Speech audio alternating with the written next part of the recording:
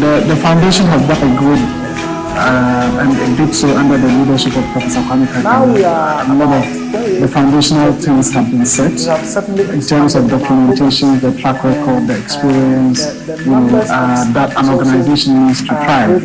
So picking the organization or taking over from him initially was quite difficult, but at that time I believe every NGO was struggling because that's how the field is. I took over at a time when we were 7 people, and I'm really, really proud of those 7 people.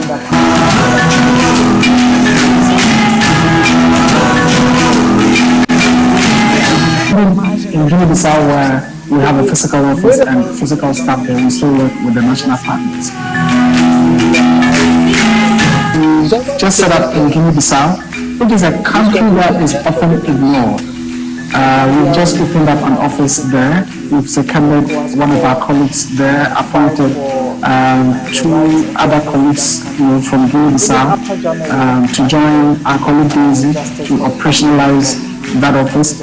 And unfortunately, we have a project that is running there now, a 3-year project funded by the EU delegation in Guinea-Bissau. O projeto para nós é muito importante. Nos ajudar dentro de 3 anos, acredito que vamos lançar bases para uma nova imagem da comunicação social. We've made a very significant contribution towards the media environment in the region. Somebody said that this country is a head for journalists. In the Gambia, we had to take Jama to the ECOWAS court, fight for the rights of journalists in that country.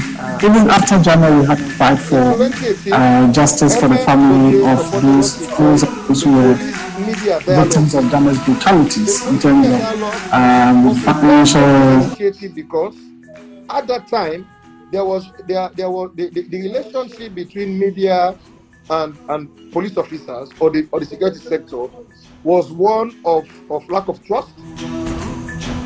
Le professeur Karikari est venu à Ouagadougou et il est passé visiter le centre de presse Nouvelle Zongo. Je lui ai un peu raconté l'histoire de Nouvelle Zongo et du centre. Il a été impressionné, émerveillé et il a souhaité que quelque chose puisse être fait entre les 2 institutions. Et c'est de là qu'est née l'idée d'organiser le Festival international de la liberté d'expression et de la presse, qui est aujourd'hui devenu la plus grande rencontre des médias. I hold in my hands a compilation by the Media Foundation for West Africa, chronicling what they call press freedom violations in Ghana from January 27 to December 2020.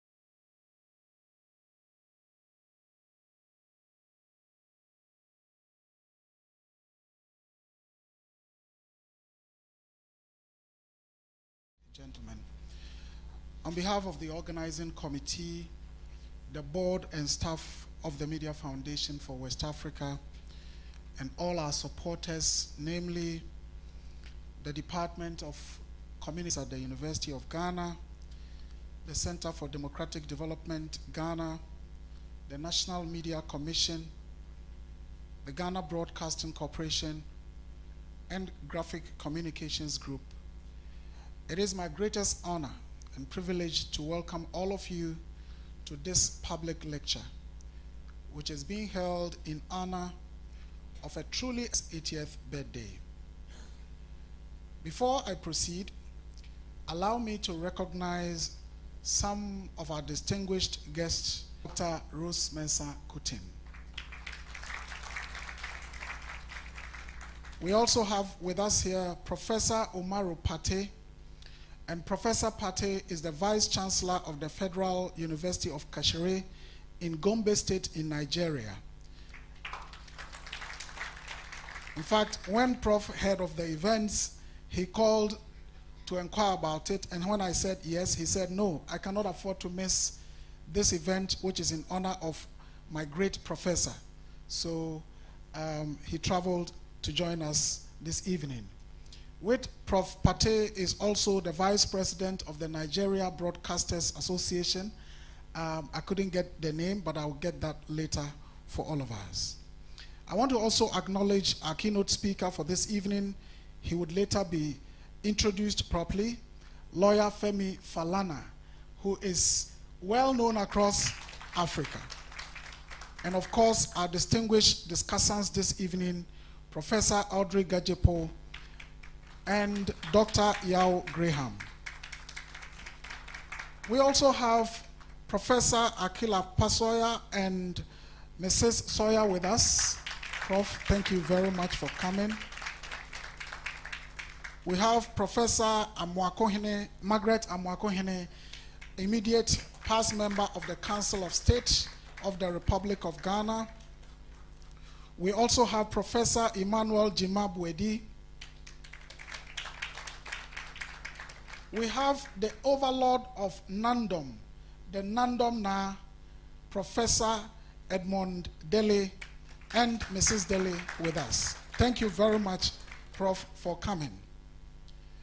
We have Professor Akosua Adomako Ampofo with us. And of course, some of the very great friends of Prof. Kwame Karikari. We have Mr. Kwesi Eduamankwa with us. We have Mr. Akunu Dake. We have Nana Amo Adadeboama. Of course, I should have said Mr. Kwesi Eduamankwa and Mrs. Stella Eduamankwa. The Executive Secretary of the National Media Commission, the media regulator of our country, Mr. George Sapon, is here. We have the Executive Director of IDEC, Dr. Emmanuel Akwete. I can also see Professor Opoku Amankwa, former Director General, Ghana Education Service. And I also saw Professor Kwesi Yanka, former Minister and former Pro-Vice Chancellor of the University of Ghana. I can also see my own, Dr. Hasiatu Abubakar. Indeed, I should say that everyone here deserves an acknowledgement. And I see my brother Abdoulaye Diallo, former coordinator of the Nobet Zongo Press Center, a very strong ally of the Media Foundation for West Africa. And as I said, everyone here deserves to be acknowledged. And so everyone is duly acknowledged. And I'm sure as we go along, we will do further acknowledgement. Distinguished ladies and gentlemen, we are gathered here today not only to learn and reflect through this lecture, but to also pay glowing tribute to the lifetime of an extraordinary man who has contributed significantly to the progress and development of Ghana, West Africa, and Africa. Professor Kakari's works, mentorship, and unwavering commitment towards enhancing the progress of humanity have positively impacted thousands, if not millions of lives, and would continue to inspire generations. We are sincerely honored to have all of you here and those of you online as relatives, friends, students, mentees, and admirers of the very venerable Professor Kwame Karikari as we celebrate him on this special occasion of his 80th birthday. Distinguished ladies and gentlemen, at this stage, I have the singular honor and privilege to introduce to you our chairperson for this evening's lecture. Our chairperson is a distinguished professor emerita at the University of Ghana, Legon. She served as director at the Social Development Policy Division of the United Nations Economic Commission for Africa from 2014 to 2017, and also served as director of the Institute of African Studies of the University of Ghana from 2002 to 2009. She holds undergraduate and graduate degrees in law from the University of Ghana, Legon, and the University of Dar es Salaam in Tanzania, and a PhD degree in anthropology from Indiana University, Bloomington, Indiana, USA. Her research, scholarly, and advocacy interests are in African development, women's minority rights, contemporary African migrations, and African higher education systems. And she has published widely in these areas. She is a fellow of the Ghana Academy of Arts and Sciences and is currently the vice president of the arts section of the Academy. And she has received several awards and recognitions, including the University of Ghana's Meritorious Service Award in 2007, Ghana's Order of the Volta Officer Class in 2008, an honorary doctorate degree from the University of Sussex in 2015, and the Franco-German Prize for Human Rights and the Rule of Law in 2023. She is also a fellow at the Ghana Center for Democratic Development and an honorary professor at the Nelson Mandela University in Port Elizabeth, South Africa. Distinguished ladies and gentlemen, allow me to welcome our chairperson for this evening's lecture, Professor Emerita Techiwa Menu.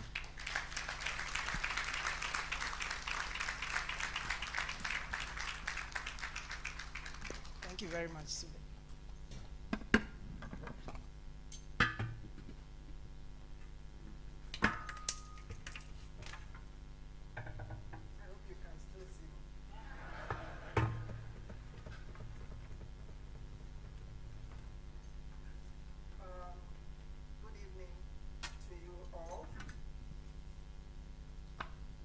I stand on the protocol that the Executive Director of the Media Foundation for West Africa just observed, and want to welcome all of you here, all of you here in the hall with us and those joining virtually to this very happy evening. We are living in very unhappy times, and it is not often that we get to celebrate or to have a happy event. So today is very special, allowing us to gather here to celebrate and honor in his lifetime a friend, a brother, a colleague, a comrade, a fighter, someone who has paid his dues. And when Sule was welcoming me, I was thinking that age is a very funny thing. I'm here in the presence of one of my teachers, and I'm sure he's thinking, look at this, look at this girl. And here we are celebrating our brother, Professor Kwame Karikari, who is supposed to be 80 years. And I was thinking, 8 decades. 8 decades. I remember when Mandela was released from prison. I think it was one of the cartoonists in the Mail and Guardian who had this famous photo of Mandela standing by his window cell in Robben Island and saying 27 Septembers. In other words, he had spent 27 Septembers in that room. So I was thinking of how profound 8 decades is. So I did some calculations. 80 years times 365 is 29,200 days, almost 30,000 days on this earth. And it is remarkable when you look at it against the life expectancy figures that we have for Africa and Ghana. So in 2020, life expectancy in Africa was 63 years. I know that after COVID, there was a reduction globally, but I'm still sticking to that. And life expectancy in Ghana then was 66.1 years. 68.6 years for women because of the virtuous lives that we lead. And 63.7 for men. We can't stop you from doing your excesses. So, but here we have Kwame, who has gone over this 63.7, gone past even the biblical blessing of 70 years and hit 80 years.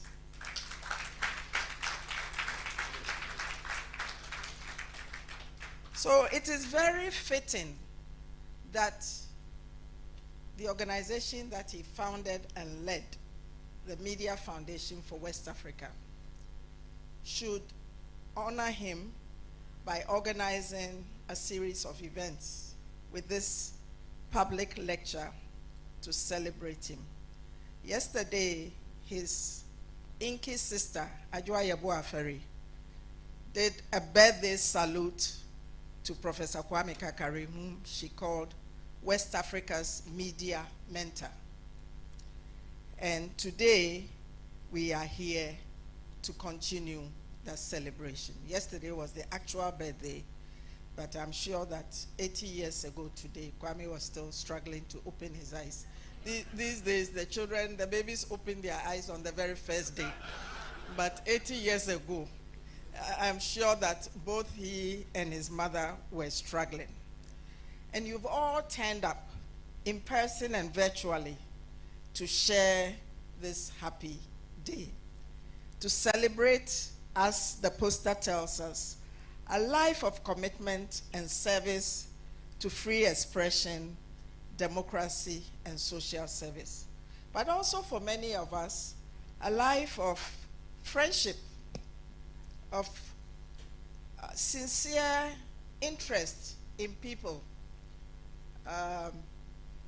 genuineness, solidarity in all its ways. And I have been asked to chair this occasion. So if you promise to be good, I'm going to share some things about the celebrant with you. And I noticed that the patriot is here. So today I have assumed I'm only a linguist. I'm speaking for the chief.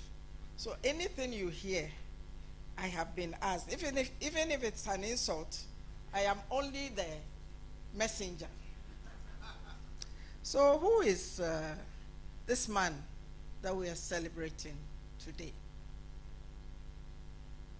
And he tells us that he was born in Tamale, capital of the then Northern Territories, where his father worked as a junior clerk for the Garrison Engineers, a wartime British civilian construction company. And as with most people, his parents were the first and important influence on the personality that he would grow up to develop. His mother, of blessed memory, Madame Ekuya Yeboah, had a profound sense of justice, fairness, generosity, and independence of mind. And he wishes that he could have imbibed even more of those attributes. But he regrets that he did not fully inherit her fearlessness of and disdain for bullies and irresponsible authority. His father, on the other hand, was the soft side of the equation. He was selfless, kind-hearted, and sometimes irritatingly patient. Whilst his mother, a strict disciplinarian, would whip you or slap your face for misbehaving, Kofi Efum would only caution you and coax you.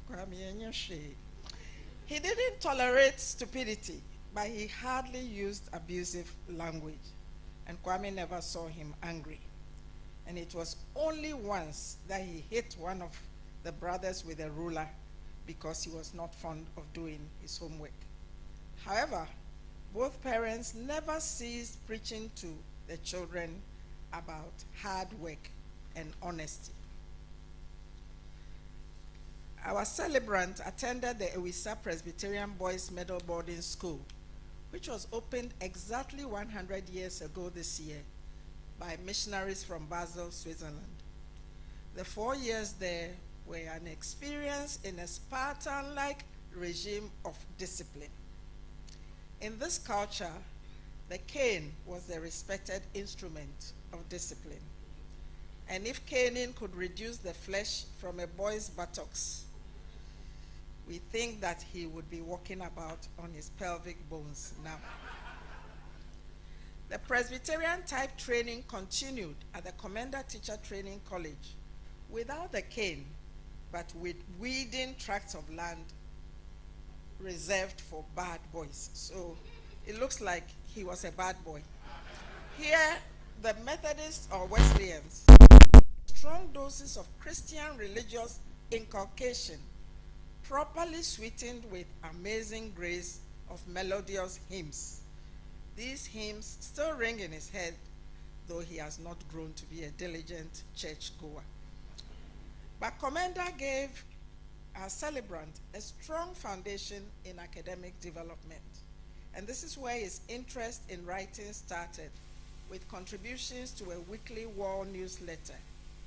However, his interest in journalism had started much earlier in primary school. When he was in class 5, his aunt, his siwa, his father's sister, Amanyakwa, would call him to read the newspaper to her. And to honor, it is in honor of her that he named his second daughter, Amanyakwa, because he always saw her as a very enlightened and sophisticated woman. And it is really strange because the second Amanyakwa is also an enlightened and sophisticated woman. Commander was also where our celebrant saw Kwame Nkrumah in person for the second time. The first time was in 1955, where as a cushion bearer, he had accompanied his grand uncle to a Durbar in Oda, and Kwame Nkrumah, he wasn't prime minister then, was he? He was leader of government business. He went around shaking hands, and Kwame got so near that his hand was shaking, or at least he got a whiff of the old man. Philly. Okay. Then, in Commander, Nkrumah came to cut the sword for the construction of the sugar factory in 1964. And he thinks that it was the place where the seeds of his political, ideological orientation of socialism and Pan-Africanism was sown. Just watching the old man. The college instituted a very vibrant program of current affairs for students, and he joined the Young Pioneer movement there. But more importantly, lecturers and students of the then Kwame Nkrumah Ideological Institute frequently came there to give lectures to them. Professor Karikari graduated from Commander with Teacher's Certificate A and GCE ordinary level, and he started teaching when he was barely 21 years old. Also married early, having his first child, Equia, at 22. 2 years on, he continued to the Advanced Teacher Training College, Winneba, to do a 2-year diploma course specializing in history. And the Advanced Teacher Training College was established on the site where the Kwame Nkrumah Ideological Institute had been built. The library still held volumes on Marxism, socialism, African history, and tomes on various political thoughts and philosophy. And he spent some useful time in that library. After that, he spent 2 years teaching history and English to Forms 1 and 2 students at Nabrongo Secondary School. And when he got to Nabrongo, Ayikoyama had just left after The Beautiful Ones Are Not Yet Born came out. It is in the Nabasco Library that Kwame first read Fanon's The Wretched of the Earth. When he left Navasco to go to the US. He was about 26 years old. Before then, he had traveled to nearly every district of Ghana doing voluntary work on development projects in towns and villages during school holidays. Because in Commander in 1962, he had joined the Voluntary Work Camps Association of Ghana, a student organization formed in 1956 by a British teacher at Mfantsipim. So, from Navasco to New York, New York is where indeed he grew up into the man he became in all senses of that reality. He had gone to America to go to school, and his ambition was to go to the Columbia University School of Journalism and become a journalist. The United States at that time was going through two major social movements that would change the country for good and affect the entire world in many ways. These were the civil rights movement for black people and a massive movement for peace against the US's wars in Vietnam and Southeast Asia. At the cultural level was the hippie movement of white youths on one side, and on the other, a black cultural movement in the arts, especially in music. In Africa too, there were ongoing major political developments that would drive him into an education and training in political and social activism. First was the anti-apartheid struggle in South Africa and the armed struggles for independence in Zimbabwe and the former Portuguese colonies. And the second was the death of Kwame in April 1972. Soon after President Nkrumah died in April 1972, in May, a small group of African students, including himself, met and formed what they call the African Youth Movement for Liberation and Unity. The objective was mainly to support the liberation struggles in Africa and to oppose dictatorships that were rampaging around the continent. It grew to include Africans from several countries living in a number of cities. Three main activities occupied the celebrants' time in the US. The first was school, which was a priority above everything else. But that was a very tough business. He had no scholarship, and he had to work to pay for his fees and upkeep. Yet, foolish as he thought he was, he spent a lot of time attending political meetings and going on demonstrations. However, he kept his ambition. Did his first degree at the City College of the City University of New York, and soon after he registered for the first semester, he joined the editorial group of the black student newspaper called The Paper. It was the greatest source of education for him about the African American community and the civil rights movement. When he graduated from Columbia University with his master's degree in journalism, he went to work on a small newspaper in Augusta, Georgia, the Augusta Weekly, which was owned by an African American classmate at Columbia. The 1 year in Augusta educated him about African American life in a more developed southern state. And this is another fact nobody knew. His most memorable assignment was an interview with the king of soul music, James Brown. I think we should have played a tune from James Brown now. Yeah. He returned to New York to work with the Guardian Weekly, and the Guardian was a small but highly influential leftist newspaper which opposed America's wars in Vietnam and Southeast Asia, supported the anti-colonial and anti-apartheid struggles in Africa and the civil rights movement, and fought against human rights abuses wherever they occurred. As usual, the newspapers he worked on paid very little. Kwame, you have a knack for finding this. But he enjoyed the experience. This is because the journalism on those papers was of a very high professional standard, and they represented political, social, and cultural principles that he believed in.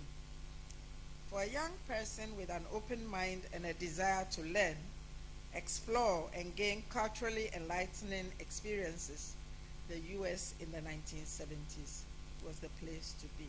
It's true, even those of us in Ghana, we imbibed it from so far away. However, all the attraction of life there notwithstanding, he always desired to come back home for two principal reasons: to come back to support his children and his family, and to contribute to the country's progress. So when he heard about the vacancy at the newly established School of Journalism at the University of Ghana, he applied, and he was lucky. The late Professor P.A.V. Ansah traveled to come to interview him in New York. And when he got his appointment letter, he wasted no time in packing his bags and returning home. So he landed in Accra, 34 years old, after about 9 years away. And he landed right in the heat of the June 4th uprising.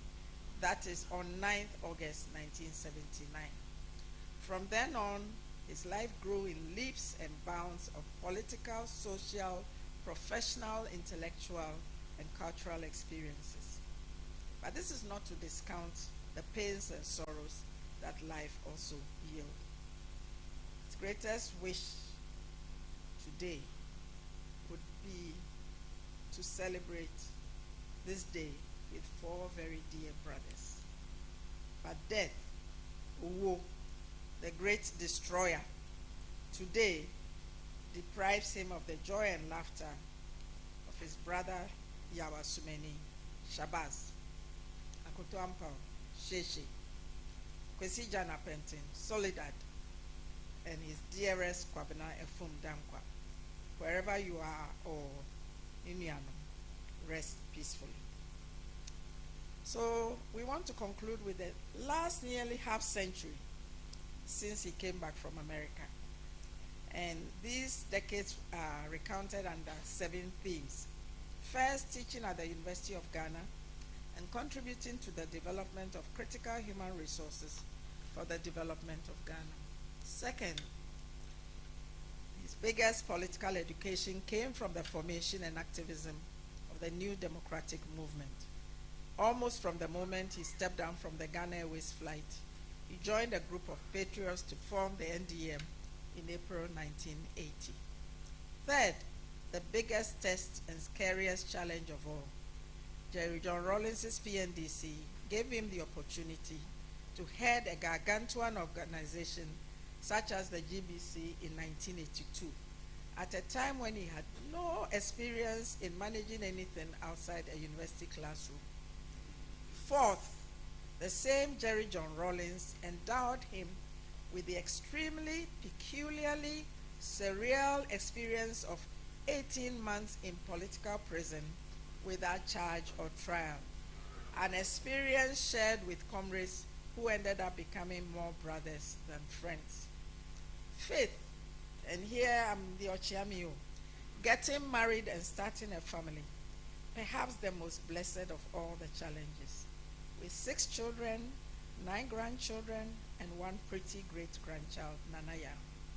And a peaceful and comfortable home managed by a matriarch who, in the words, listen to him, he's quoting somebody's words, who in the words of the revered P.A.V. Ansah of blessed memory, he can happily designate as our resident dictator. Sixth, the setting up and running of the Media Foundation for West Africa. It is the proudest of all, for the simple and profound reason that he has had the fortune of finding a young man. Where is the young man?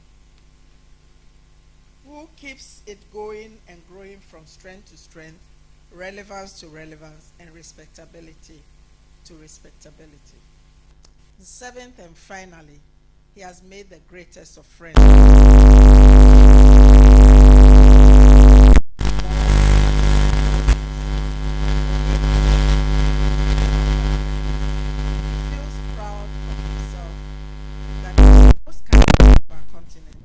He has friends who are brothers and sisters. So he has a home in Nigeria, in Burkina Faso, in La Côte d'Ivoire, in Mali, the Gambia, Eritrea, Namibia, South Africa, Uganda, Liberia, where else? So as in Ghana, he's proud in claiming a home in Ankara, Odumase, Koforidua, Peki, Jalukope, Boku, Navrongo, Tamale, Tumu, and Nandom, where he is a proud adopted member of the royal family.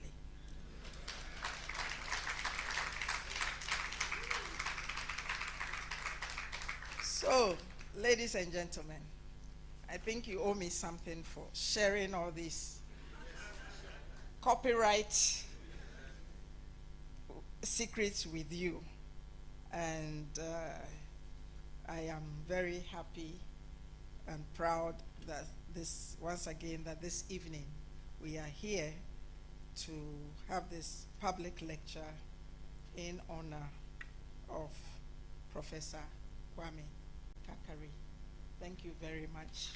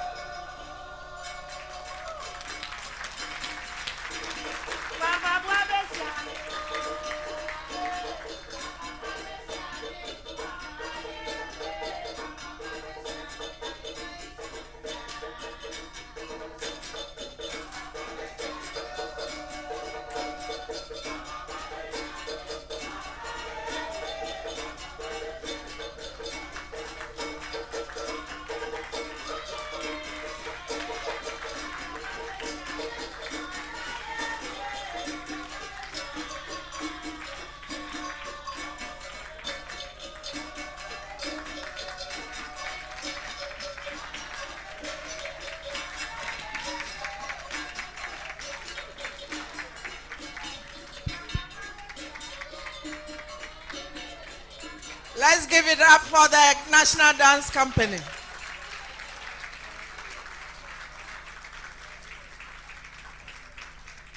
Thank you very much. So Professor Karikari told us that he has homes all over the continent and around the country. And we know that at least one person has traveled at his own expense to come and join us today. So it is fitting that as we celebrate him, we should look for somebody from these countries that he calls home. He also calls home to come and join us to celebrate him.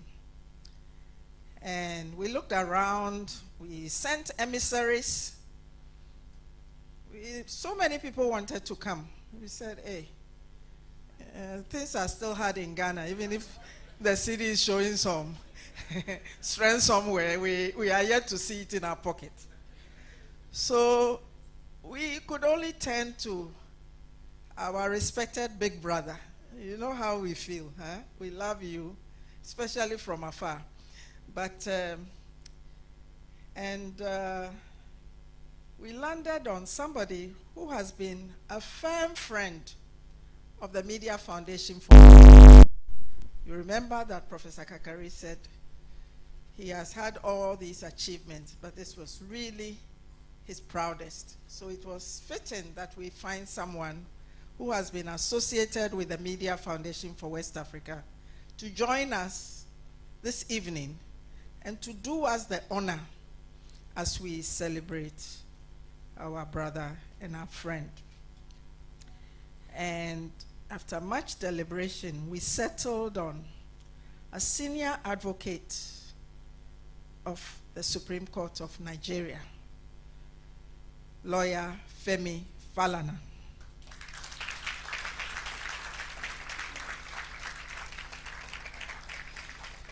He's a legal practitioner who specializes in constitutional and human rights law, a former Secretary General of the African Bar Association, and former President of the West African Bar Association. Under his leadership, the West Africa Bar Association successfully campaigned for the expansion of the mandate of the ECOWAS Court to include human rights enforcement.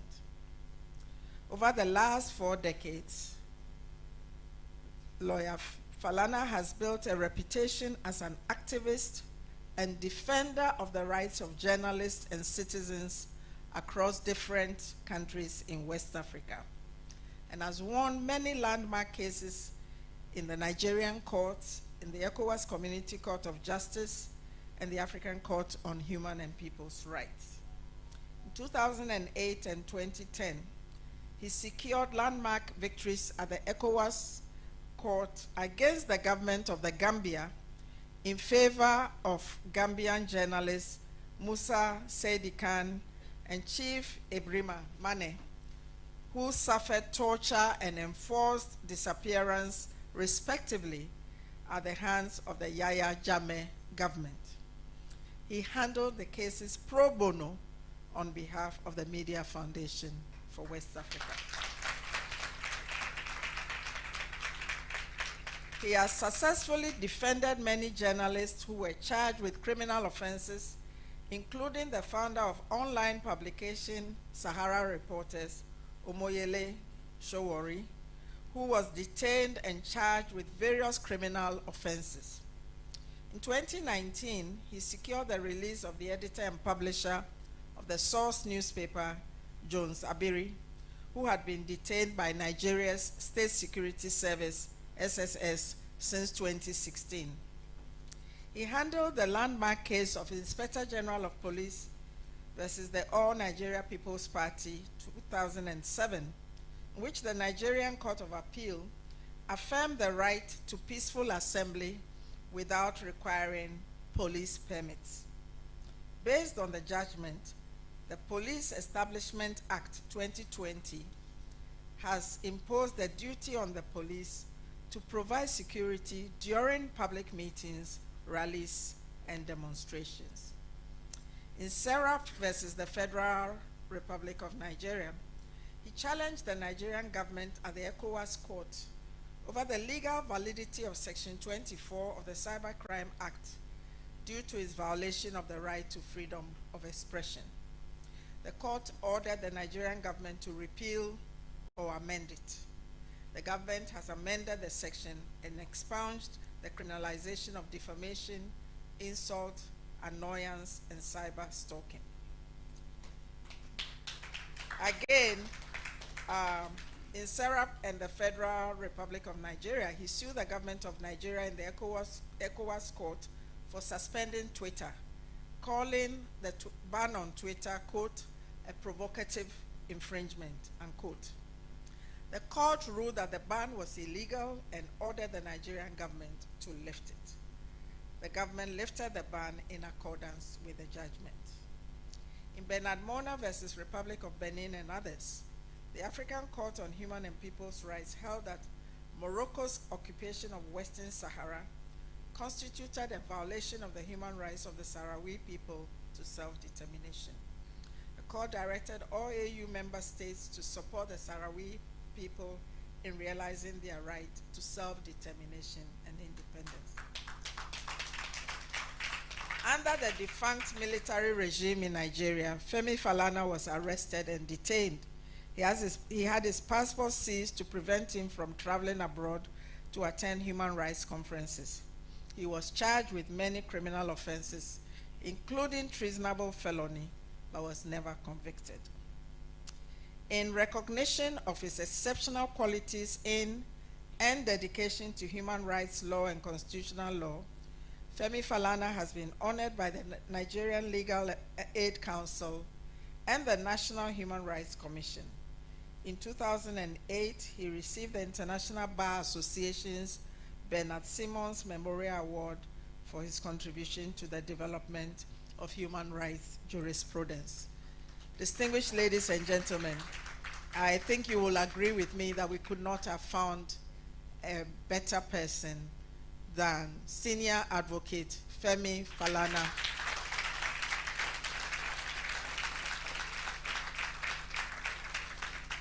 To be our guest speaker.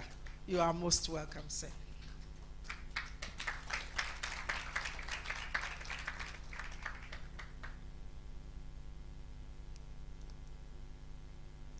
The celebrant, distinguished guests, ladies and gentlemen. I didn't know that Ghana has also borrowed this term from Nigeria. All protocols observed. I would like to thank our Professor Emerita and the chair of the occasion for delivering a very powerful lecture. My duty is already done. And I do hope that, Madam Chairperson, your paper will be made available not just in Ghana, but in the entire African continent. Because when we identify a few good people in the midst of criminals all over the place, we must celebrate them. And that is why Professor Karikari must be celebrated in Africa.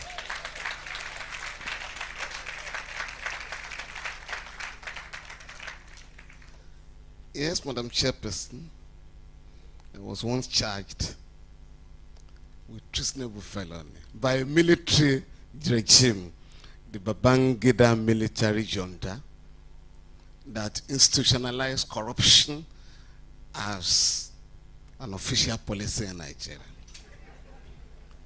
So while we were, 5 of us were charged, there was another dangerous lawyer, the late Ganifa Wemi, who told the court, my lord, those who should be standing trial for treason are in the presidential villa because they overthrew a democratically elected government. And when it was my turn, I said, my lord, this law on treasonable felon was not meant to protect a dictator, because the provision said, it's similar to your own criminal law, says if you form an intention to remove the president of the country during his term of office, otherwise than by constitutional means, you have committed treasonable felony. And I ask my Lord, this fellow paraded himself as the head of state of Nigeria, has no fixed term of office. So I could not have committed that offense. Distinguished guests, esteemed colleagues, comrades in the struggle for democracy and human rights, members of the Media Foundation for West Africa, friends and family of the celebrant, fellow Africans committed to justice and truth. I'm deeply honored to stand before you today on the occasion of Professor Kwame Karikari's 80th birthday. We're gathered here not merely to celebrate a long life, but to salute a life lived in unwavering commitment to the ideas of free expression, democratic accountability, and social justice. In celebrating Professor Karikari, we celebrate a man who has become a conscience of the African public sphere, a moral compass, and a tireless defender of our collective liberties. These three ideas, free expression, democracy, and social justice, are not separate domains. They are interwoven strands in the fabric of a truly emancipated society. Without the right to speak or dissent, democracy becomes a shell. Without democracy, there can be no real social justice. And without justice, freedom itself becomes an illusion. Professor Kwame Karikari has spent our life of the principles. Whether through media advocacy, civic education, or institutional reform, he has worked to make these ideas real in the lives of ordinary Africans.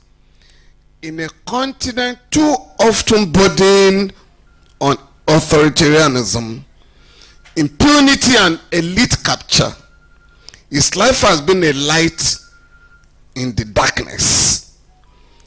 His efforts also underscore the importance of resisting sectarian and partisan biases in journalism.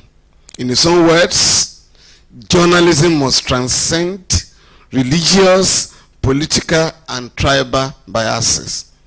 For such tendencies diminish the integrity of the profession and corrode the journalist's social mission. Born in Ghana in 1945, Kwame Karikari came of age during the final decade of colonialism, matured politically in the aftermath of independence, and found his intellectual voice amid the turbulence of Ghana's political upheavals. He studied journalism in the United States, the very bastion of capitalism, and later returned home to serve as a lecturer, media critic, and reformer. He was one of the founding editors of the Free Press and later established the Media Foundation for West Africa in 1997, a regional powerhouse for media development and freedom of expression. The MFWA has today become a vital institution defending press freedom across the member states of the ECOWAS, documenting abuses, providing legal support to journalists, and advancing public interest journalism in West Africa. The late Comrade Akoto Ampo, an accomplished public interest lawyer of blessed memory, and I were persuaded by Professor Karikari to offer our legal services to the Media Foundation pro bono publico. Lawyers, particularly the bourgeois ones, do not render services free of charge.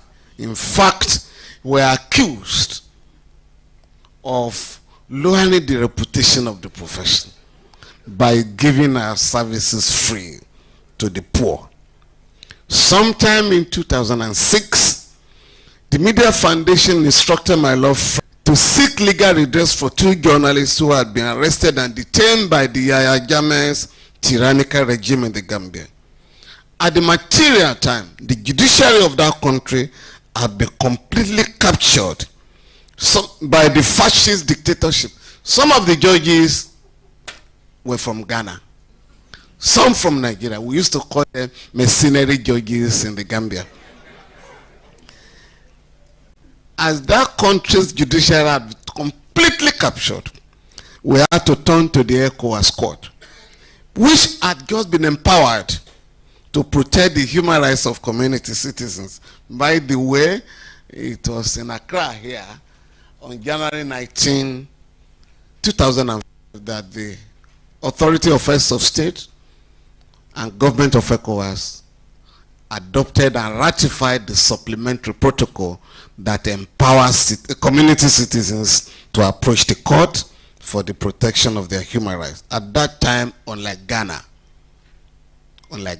which had already institutionalized democracy in many African countries, in West Africa in particular, it was treasonable to even go to court to challenge the government. In the case of Mane and Republic of the Gambia, which the chairperson has mentioned, the plaintiff was a journalist. Media Foundation took up his case because no organization could do so in the Gambia.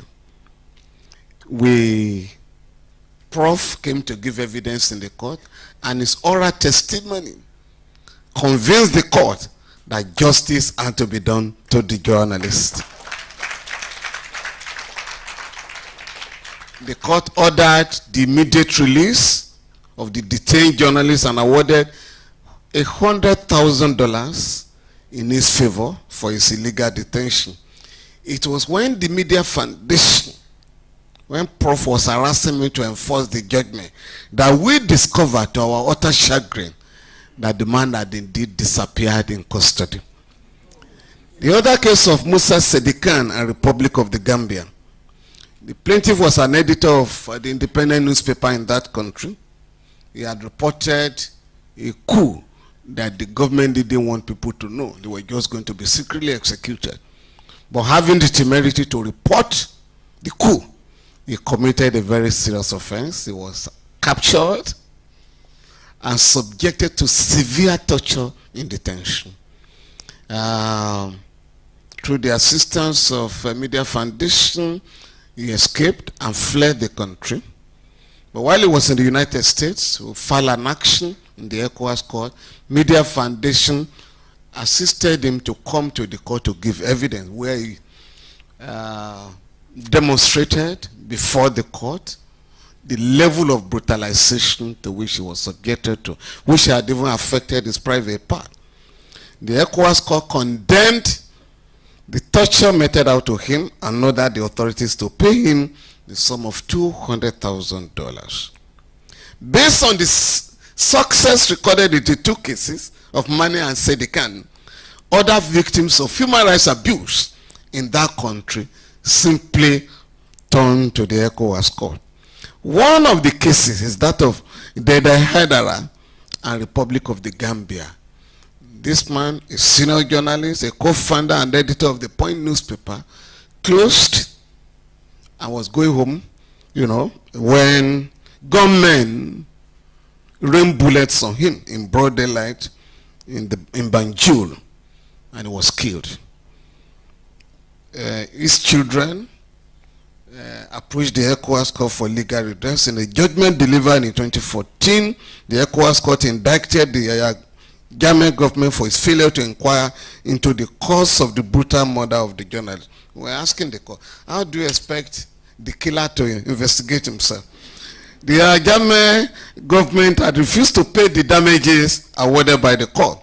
But following consultations between the Adama Barrow administration, the current administration in that country, and the Media Foundation for West Africa, the Gambia Press Union, and the representatives of the families of the victim, the government had paid 50% of the compensatory damages awarded to the families of Ebrima Mane and the Hedera. The post-judgment negotiations with Musa Sedikan by the government have not been concluded.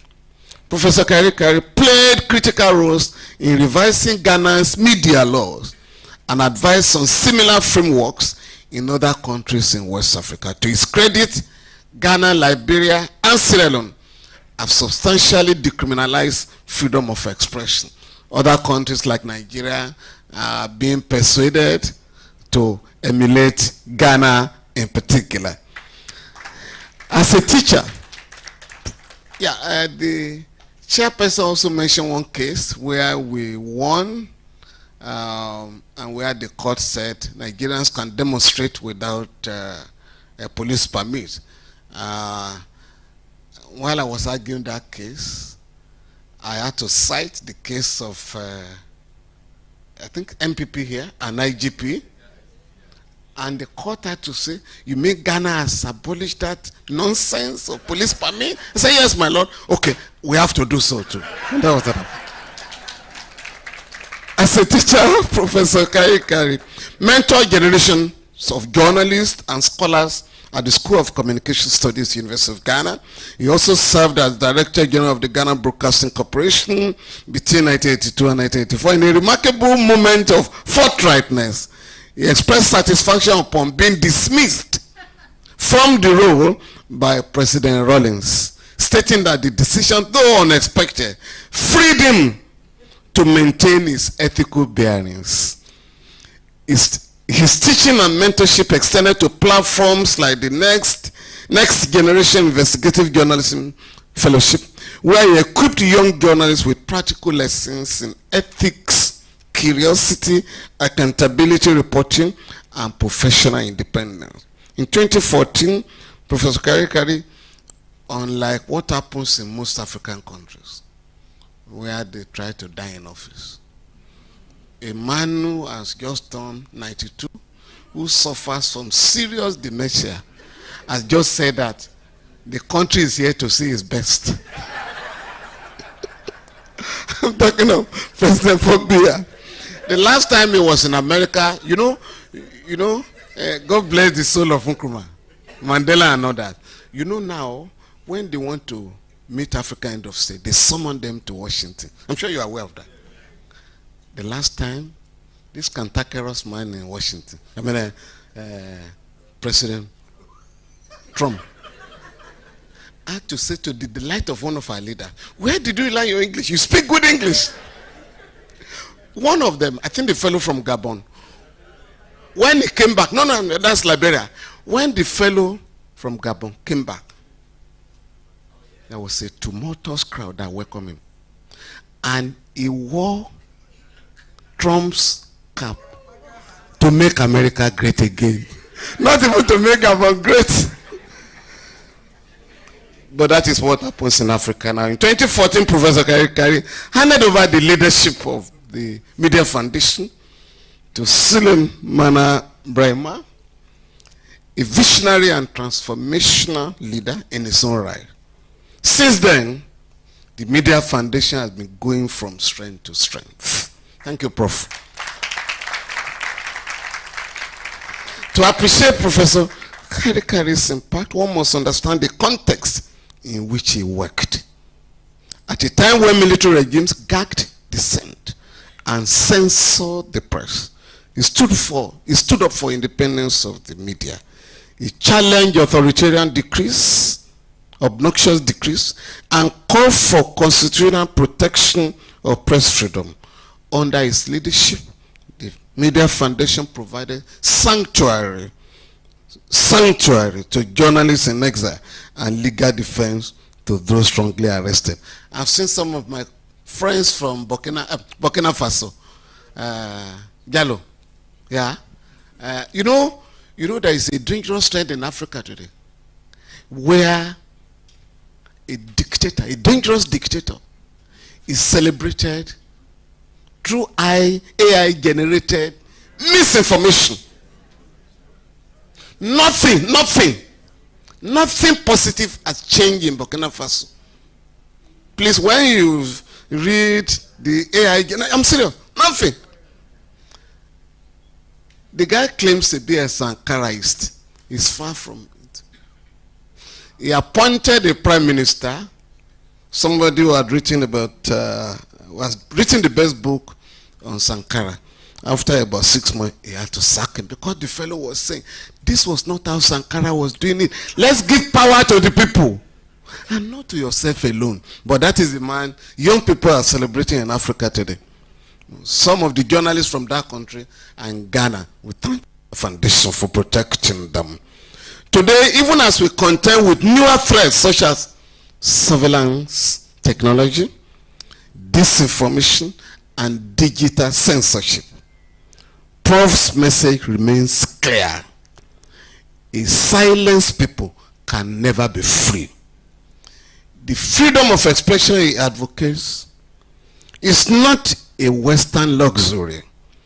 It is a fundamental right essential for human dignity and democratic governance. His advocacy recently extended to championing the establishment of Ghana's coordinated mechanism on the safety of journalists, an institutional structure to process complaints and address threats against journalists. Prof has also urged media owners to take the safety of reporters seriously and call for justice in the unresolved murder of investigative journalist Ahmed Swale.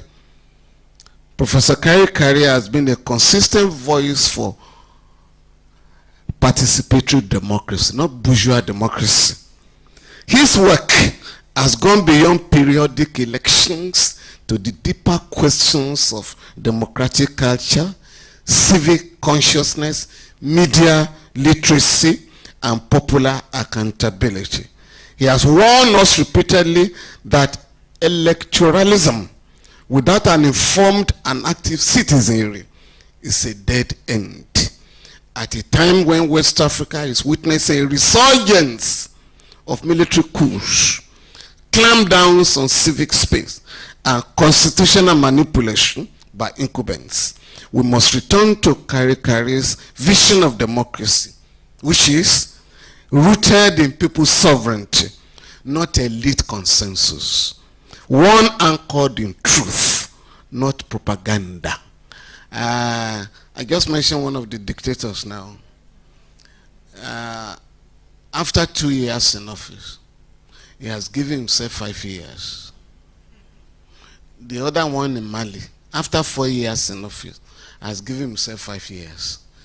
And like the middle past president of Ghana, when he was ECOWAS chair,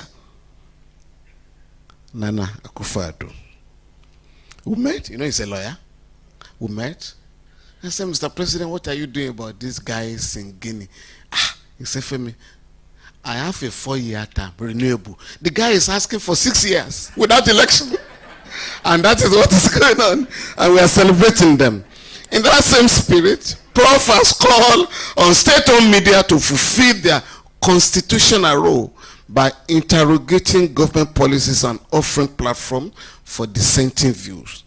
Public broadcasters, he insists, must not merely echo power, but hold power accountable. Professor Karikari is a recipient of many awards. In 2023, the University of Ghana conferred on him the degree of Doctor of Letters, honoris causa, in recognition of his contribution to press freedom, media development, media and communication scholarship over the years. In January 2025, Professor Karikari was appointed a member of the Constitution Review Committee by President John Mahama. The committee is tasked with assessing and proposing amendments to the 1992 Constitution of Ghana. Prof, in my country, there are many professors. And like the late Dr. Nnamdi Azikiwe, the Igbo people will say, the one you know get, then dasham. And so you have many professors and they just dashed them. And we're happy when we read recently that Ghana has banned the use of professorship by those who were dashed.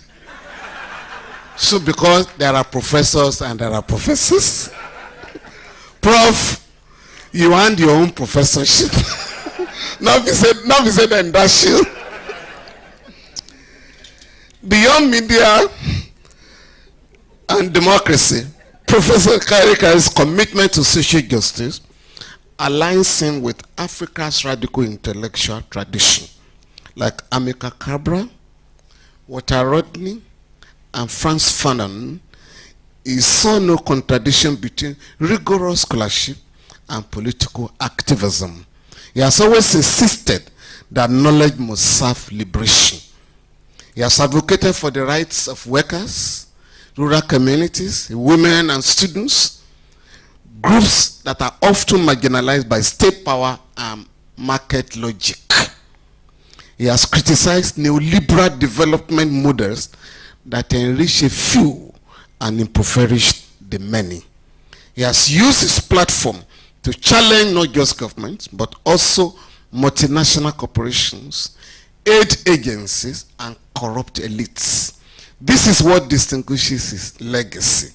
He's not a public intellectual content with commentary.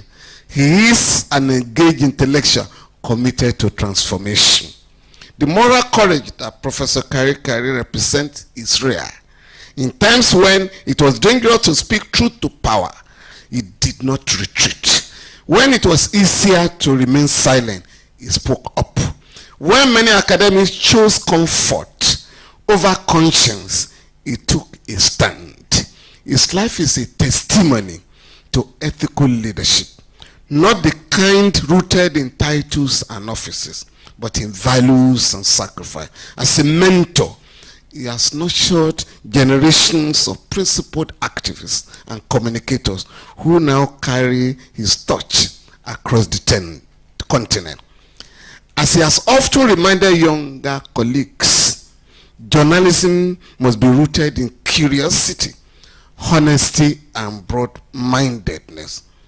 According to him, don't take anything for yes or no. Dig out the other half of the story. End of quote. If this were merely a celebration of the past, we could end there. But this is also a call to the future. Free expression is still under threat in many African countries. Democracy is increasingly under siege, manipulated by civilian autocrats and eroded by disinformation.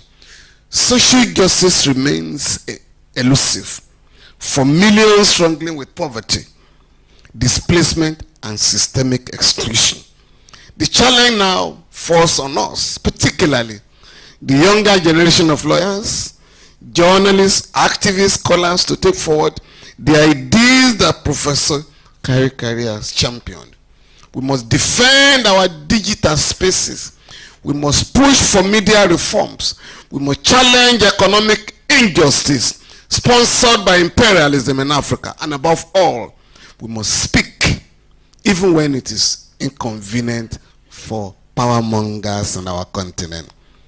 Realizing that many citizens have no access to print media and television, Professor Karikari has consistently championed the crucial role of community radio. It is his firm belief that community radio stations are vital for giving voice to the people in rural communities. He advocates the deepening of the professionalism of journalism, including the often neglected arena of local language broadcasting. However, Professor Karikari has rightly challenged journalism institutions to introduce language-specific training to stem the growing misuse of indigenous tongues on radio. My conclusion: as we celebrate the towering figure at 80, who we have been told by the chairperson is spending extra time, because the lifespan in Ghana for men because of their irresponsibility is 63. But in Nigeria, we say because men have to look for how to take care of the home and even take care of the extended family. It's not because of irresponsibility, it's because of the wahala of the society. As we celebrate this figure, we must remember that the true measure of legacy is not in honors or positions, but in the lives changed, in the systems challenged, and in the freedoms that have been won. Professor Kwame Karikari is not just a name in African media history. He is a living embodiment of civic courage. And more than that, his name has become a call to action, a call to build a continent where every voice matters, where democracy is not a ritual, but a right, and where justice is not a slogan, but a structure. As the Akan proverb says, the one who climbs a good tree deserves a push. Today, we push this good tree not only in honor, but in commitment to continue the journey that it began a few years ago. I thank you for your patience.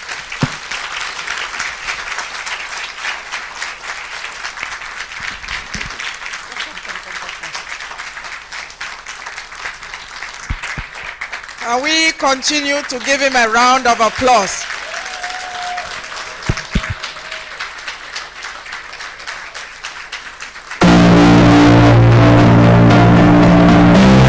Thank you very much. But in Nigeria, the life expectancy is 56.4. I'm aware. Because of the wahala in Nigeria. Because of the wahala in Nigeria. So, you can see why we had to walk all the way to Nigeria to bring this troublemaker here. And I know that those people who are online are as excited as those of us here in the hall. We're going to have an interlude during which the Media Foundation special story on Professor Karikari will be shown. Yes. They have chronicled as many as 56 of these violations.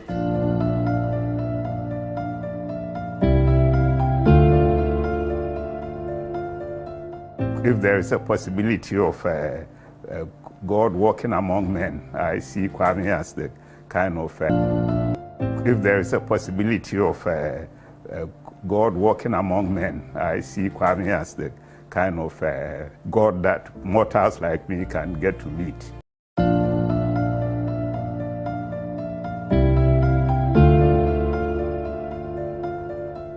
Give me as the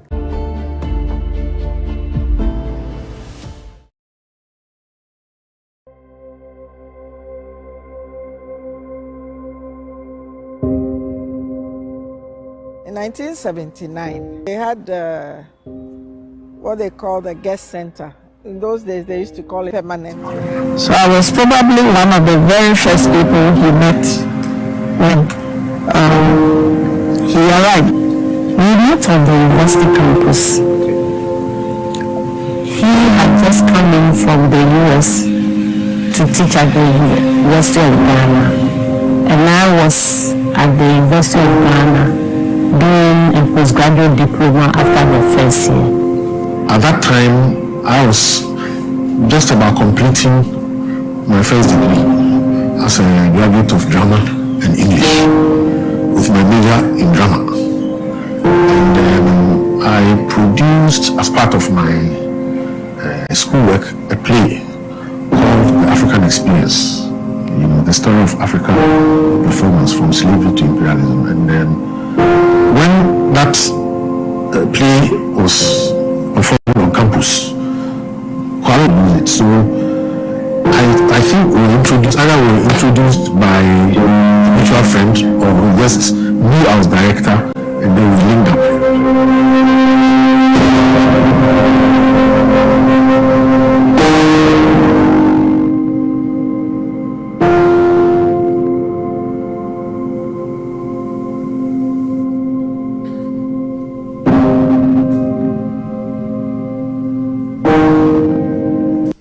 just a feeling of being blessed to have him as my father, because even when I was little, it was very obvious that he was not a small person. He was very influential. People looked up to him, not even in terms of his work, but in terms of his person-to-person interaction. He has always been present for the children, for the family, for me, for my family and his family, everybody. So his sense of being there for us is what has sustained the relationship, because whether we are together or not, there is a sense of responsibility and a sense of relationship that enables the different elements of the relationship to function. Kwame is a very humane person. He is easygoing. He is down to earth. He has no pretenses. He's a simple man. He lives simply. So all of that draws people to him.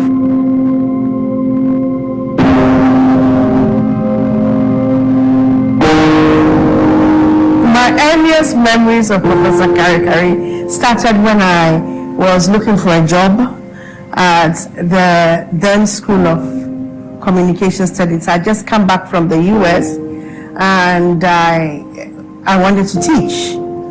And so we had a wonderful conversation. He wanted to know what I was most interested in. He was particularly pleased, I think, when he discovered I was a journalist. I'd been working as a journalist in the US.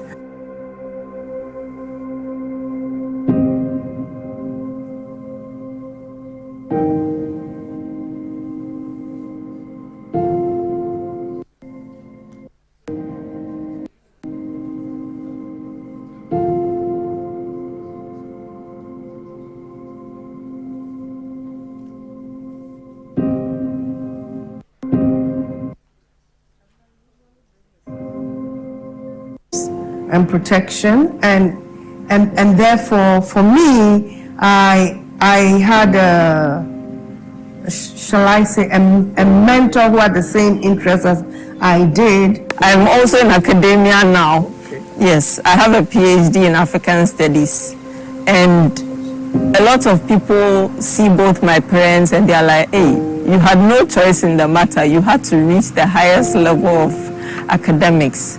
And even in terms of his love of reading, that has impacted me, my siblings, and our cousins so much, because he was always giving out books, you know, for us to read. He will ask you what you think of it, to the point that now my son, who is only 6 years old, he doesn't even go to the bathroom without a book in his hand. And I know it's because of my father's influence, because my father is always on the porch holding a newspaper, a book, or something to read.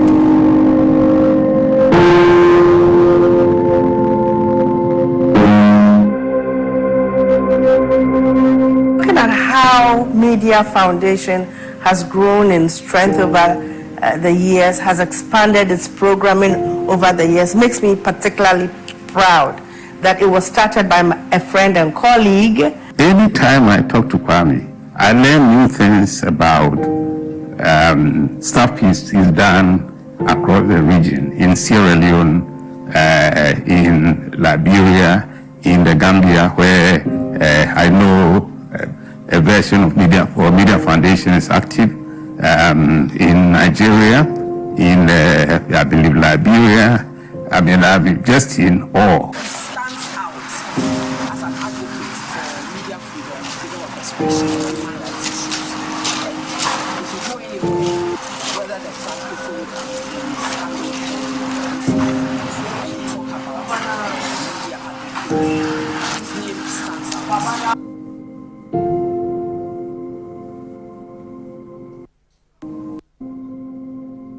The kind of man he is, a man of integrity, a man of objectivity, and also a man who has a keen sense of people's value and people's strengths.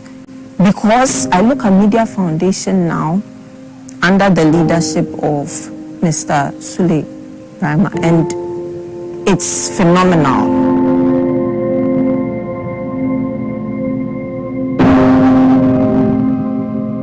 We were arrested on the same day in 1987, precisely on the May 17th, which was a Sunday, and we were all picked up in the morning. In fact, at that time, a number of us were picked up, but on that particular day, it was Kwame, myself, Sheshe Akutampao, and I think Kwesi Pratt.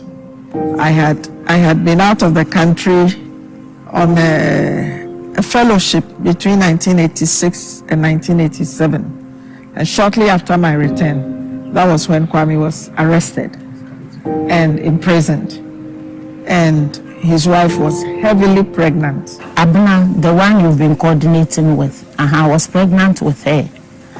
So that was very difficult. And so that period, it was like, I wish this had not happened. So you begin to feel that, like, I told you so. We're in the same prison. We're in different prisons. I mean, I spent most of my time in the Sound, and then short stint at Akusi and I think Oshafort. But Kwame spent some time, I know, in Koforidua prison. Times I will go to Koforidua prison, and my mother-in-law, the way she sees her son, to see him coming out of the prison to meet with him was quite difficult. The only time when I realized the gravity of the kind of work he was doing was in secondary school, when there was a publication in, I believe, the Daily Graphic that said Gambia had, labeled him as persona non grata.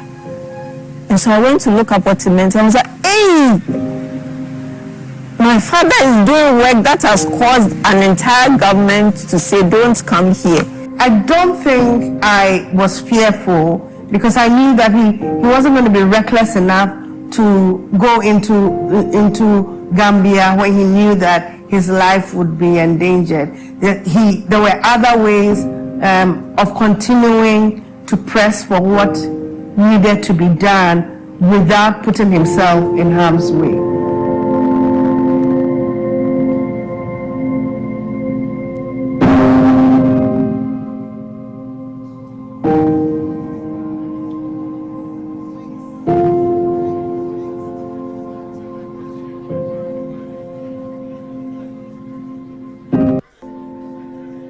Helping people, about impacting society in a positive way.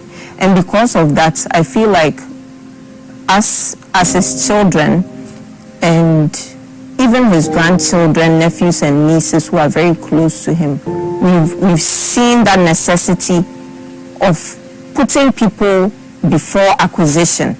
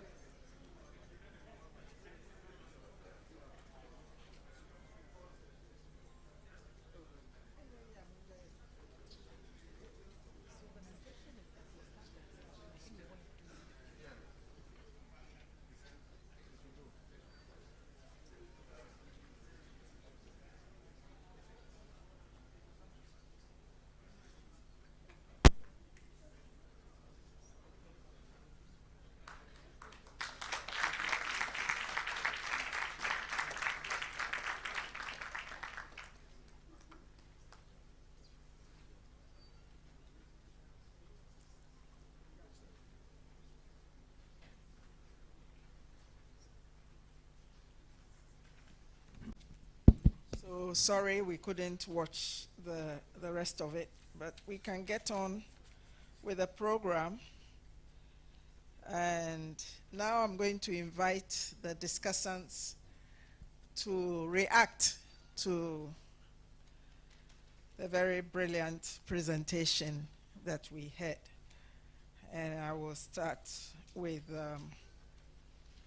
Professor Audrey Gajepo, who I will introduce briefly. She's a professor at the Department of Communication Studies and former Dean of the School of Information and Communication Studies at the University of Ghana, with more than 30 years experience in teaching, research, and advocacy, primarily on media, gender, and governance issues. Professor Gajepo is also chairperson of the board of the Center for Democratic Development, CDD Ghana, and serves on other boards, including West Africa Democracy Radio, the Center for Journalism, Innovation, and Development in Abuja, Nigeria, and the Tema International School here in Ghana. So, Audrey. Thank you very much, Madam Chairperson, and good evening to everybody. Before I start reacting, I'd like to offer a warm and heartfelt afishapa to an inspirational mentor and friend who at 80 remains youthful in spirit and mind. And don't be fooled, because despite the silver in his beard, he is razor sharp, engaging, and still brimming with purpose. So I'd like to thank the guest speaker for highlighting that we're not only celebrating a champion of press freedom and human rights and democracy, we're also honoring an educator, a mentor, an institution builder embodied in one remarkable man.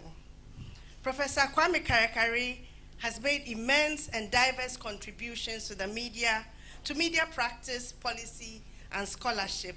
And for decades, he has seamlessly blended academic inquiry with passionate advocacy, advocating social and political issues as has been outlined in the lecture all across the continent.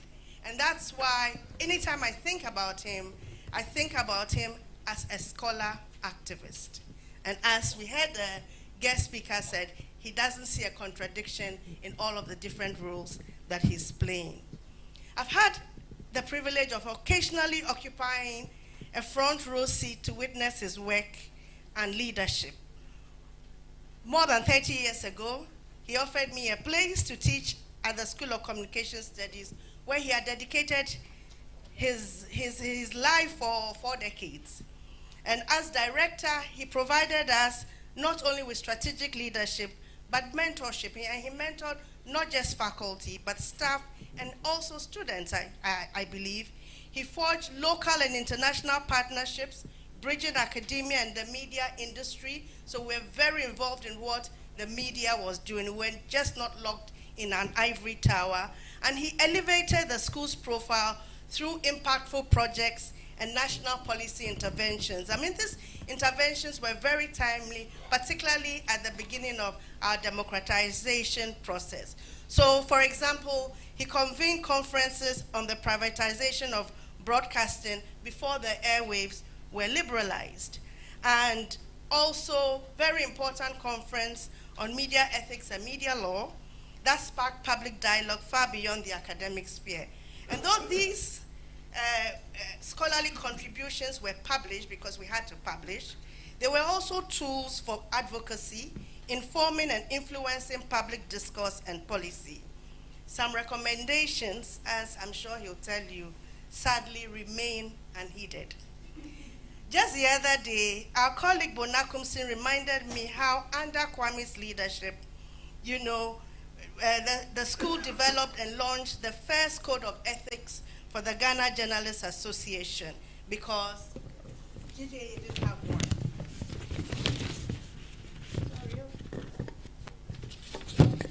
I was also, I vividly recall also Kwame's tactful and humorous handling of a tense visit from Major Tando, who was then the head of the National Frequency Board, during an inspection of the campus radio station. It was, that time it was known as the Voice of Legon. It's now Radio Universe, and Kwame had helped establish it. And Major Tando asked why certain security measures were not in place to guard the station. And Kwame calmly responded that the students who fund the station, through the dues they have to pay, will surely not let anyone seize it. But more profoundly for me, he noted that the proliferation of stations is what will make it nearly impossible for anyone to take over a single outlet and declare a coup, as had been done in the past. In many ways, I've tried to follow his example, though not always successfully. As I often joke with him, there is much I aspire to emulate, but one thing I absolutely won't copy is his punishing post-retirement work schedule. It's truly extraordinary. After the official retirement age of 60, I'm not copying him. You know, he appears to have gained a second wind, supporting the establishment and growth of journalism programs, not only in Ghana, such as at Wisconsin University, but also across Africa, including contributing to a strategic plan for the National University of Rwanda's Journalism School. And he has helped train journalists across the continent: Gambia, Cote d'Ivoire, Sierra Leone, Liberia, Nigeria, Uganda, Kenya, Eritrea, Ethiopia, Rwanda, you know. And his dedication has also taken him into war-torn countries. Kwame has been to Somalia, Sierra Leone, post-conflict, Congo, Sudan. Kwame, am I lying? Yeah, he has been there. But only to support media development, you know. And I know I don't have a lot of time, but I think that if we want to celebrate Kwame, we also must confront the ongoing and emerging challenges facing media development today. And the chairperson alluded to one, well, both actually. The global decline in press freedom and the complex impact of the technology, especially AI on journalism.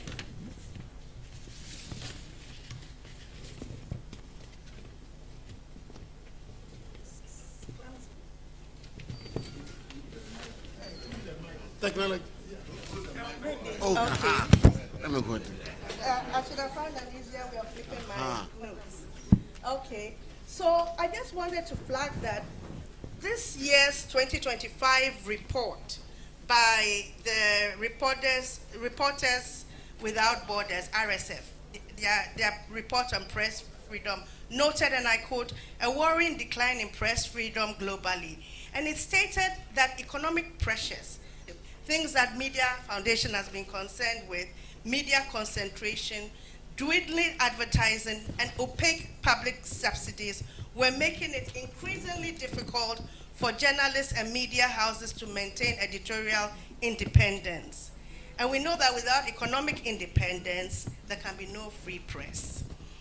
And then the situation also is very alarming in 7 African countries, because in 7 African countries, we have fallen within the bottom quarter of the index of 180 countries.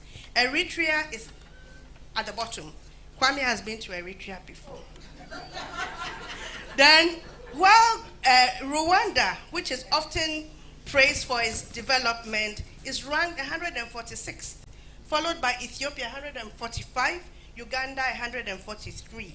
And then the security crisis that the guest speaker mentioned in the Sahel has also severely affected the media landscape in countries like Burkina and Mali.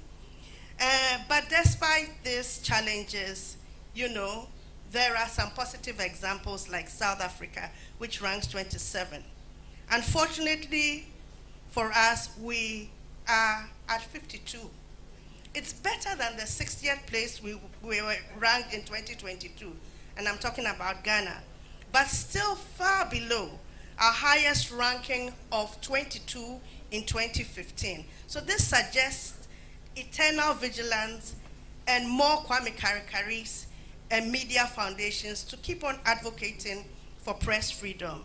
And then the last point I want to make before I finish speaking is the fact that we're living in a technological revolution, and that's transforming the practice of journalism quite profoundly, and in good ways as well as in bad ways. So on one hand, we see that it helps journalists analyze large data sets, improve content creation, and AI can also help us detect fake news, hate speech, and all of that. But on the other hand, we have to worry that technology is now in the hands of AI, the people who created AI, like Google, Meta, and Amazon. And also these people dominate advertising markets, starving traditional newsrooms of revenue.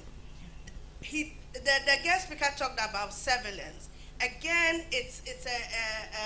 technology is making it really easy for journalists to be monitored, and it has a chilling effect on press freedom.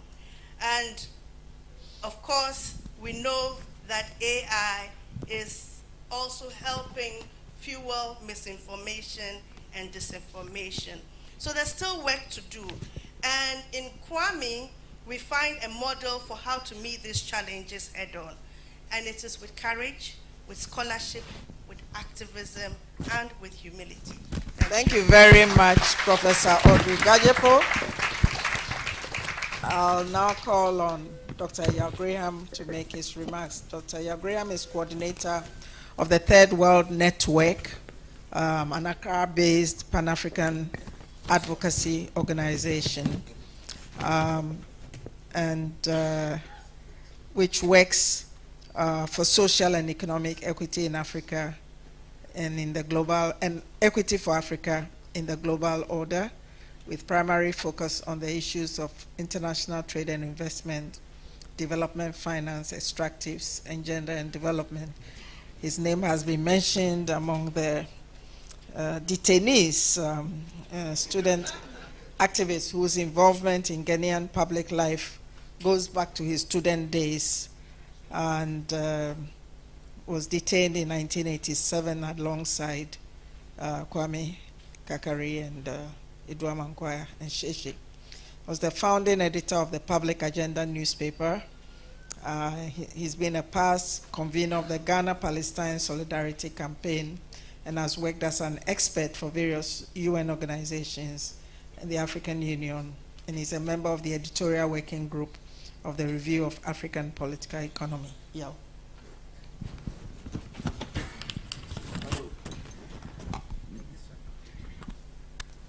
Yeah. Good evening to all of you. Kwame, belated happy birthday. May you live long and remain vital and active. I first met Kwame Kakari maybe soon after he returned to Ghana in '79. I had also just returned to the country because I had gone out to do my master's.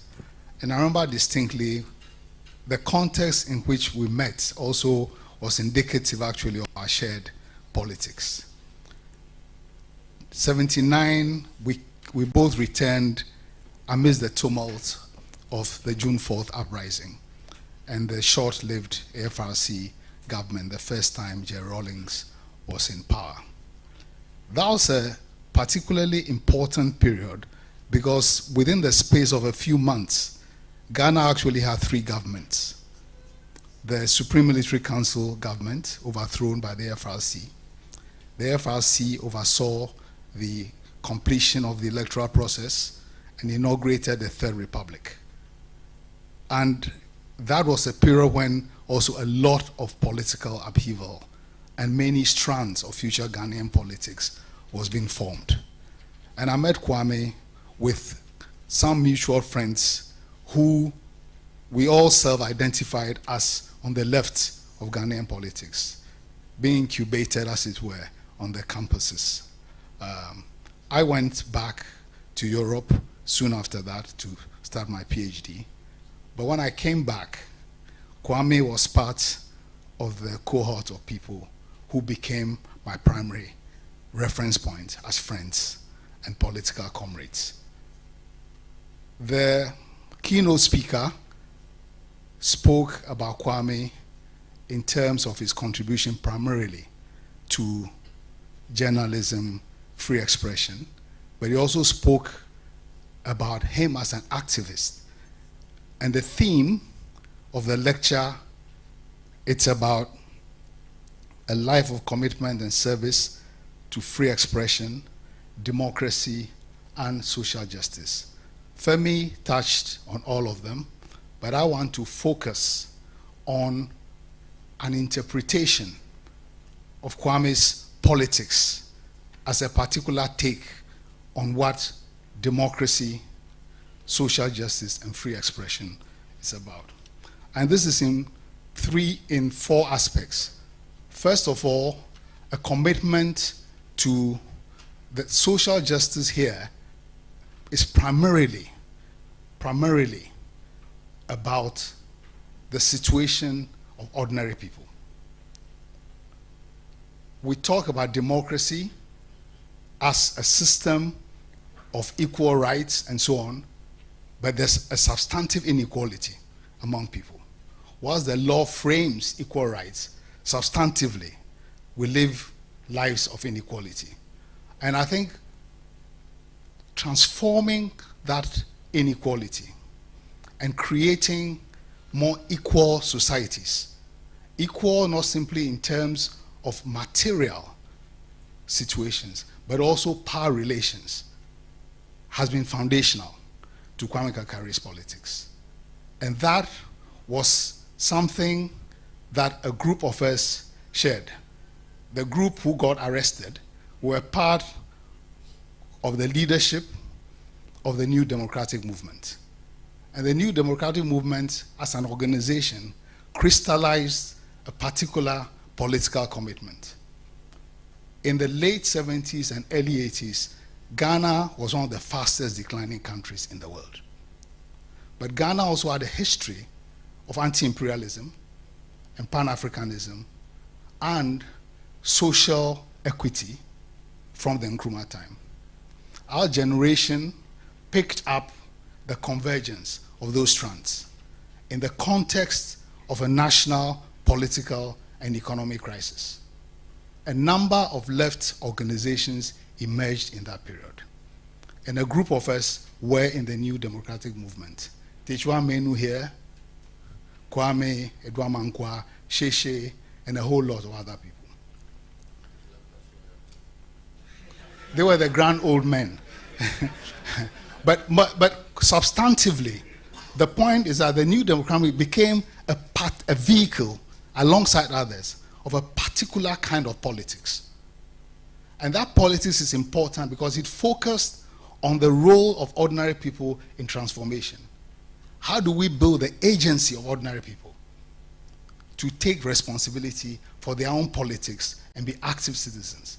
This is in complete contrast with what is passing now for political participation, where a few money bags, buy t-shirts, pay people to belong to parties.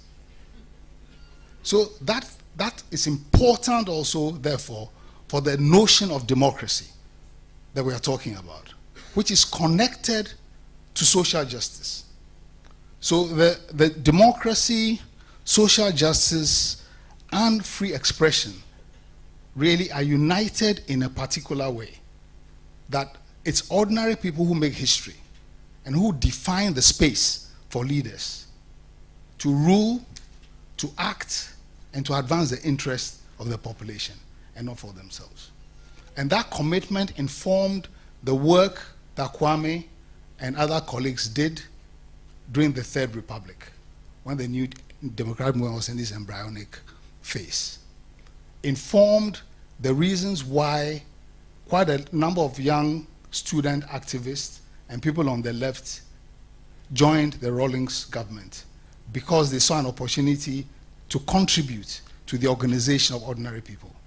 Those were the same reasons why that same group broke with J. Rawlings, because the orientation of the regime was against the interests of ordinary people. And the long history of struggle by the Ghanaian left against neoliberal economic neoliberal economic policies. That was central to why a group of us were arrested. And neoliberalism has defined the economy of Ghana and many African countries. A few days ago, there was a report in the papers that 4.8 million Ghanaians live in slums. Slums. This is a country celebrated as a model of democracy. That is not the democratic model that Kwame's notion of social justice, democracy, and free expression is about.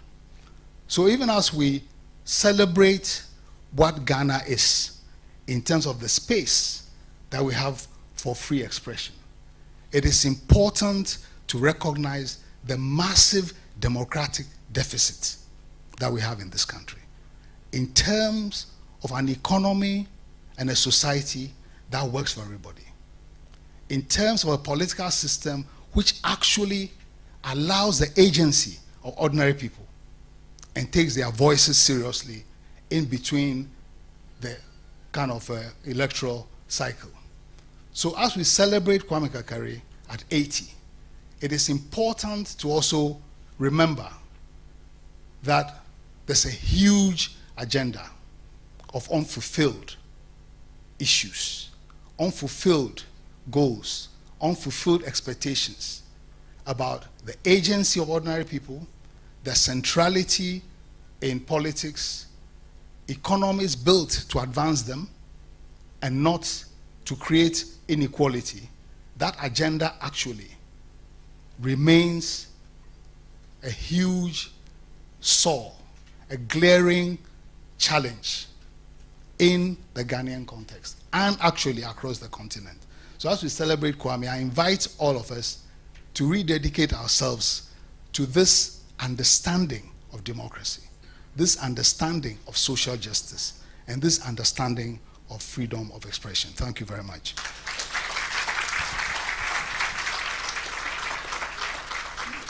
Thank you very much, Dr. Graham, for reminding us that as we celebrate, we must not get drunk. We must remember that there's a lot of work ahead.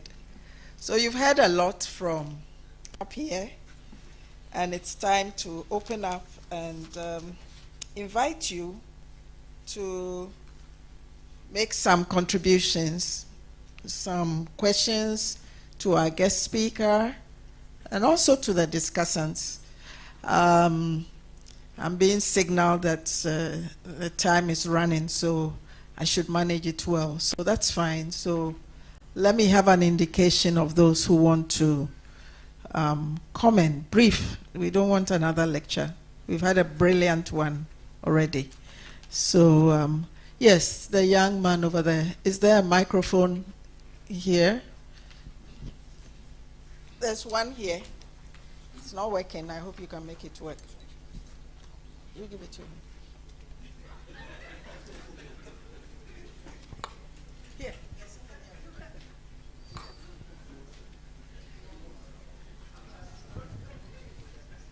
Thank you. Good evening. My name is Benjamin Tete, and I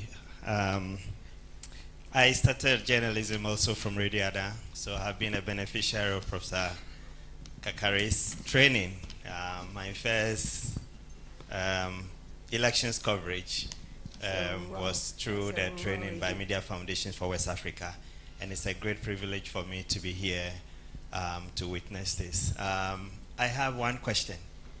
I know that from the various contributions, especially from Yao Graham's position on how do we transform or translate our freedom of expression, our democracy into social justice.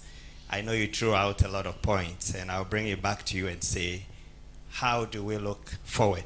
How do we translate this into the reality so that not the few elite will benefit, but that we'll begin to gain from the dividends of democracy in the lives of ordinary Ghanaians? Thank you. Thank you. Yes, the man in the hat at the back. Oh, yes, okay. Yeah, Azuma. Okay. No. This one first. Good evening. Good evening. Comrades seated here. My name is Azuma Besori. I want to say that I got to know Prof. Kwame when he first came from outside the country. I met him. I was working from registry. I used to work at registry, finance office. Then I was working from registry towards African studies. Then I saw a gentleman in jacket with bushy beard. Then some people were saying that we have gotten revolutionaries to come and fight the system. I didn't know that that was Kwame. So I got nearer him and then I greeted him. Then I introduced myself. That's where I got to know Kwame very well. And like my friend Degree is saying, I didn't know that Degree has a name. I only know that he was called Degree. I didn't know his other name. And most of my friends sitting here, I didn't know them by their real names until today. We had pen names. We had pen names to identify ourselves. So Kwame is somebody that I know from the onset of the revolution, and he's a freedom fighter. I'm no more at Legon. I'm also on retirement. But what Kwame did for us is something that we should live on. Thank you so much. Thank you. Sheikh, was your hand up? Yes, please give it to Sheikh. Yes. Thank you very much, Prof. Congratulations to Professor Karikari. I was just resting in the house when I opened the television, and I saw this event going on, and I decided to drive here straight. Oh. Yes, and I think he needs to be congratulated. The sort of people he has mentored, the contributions he has made over the period, and in 80 years of such a productive life cannot be taken for granted. Please, can you clap for him?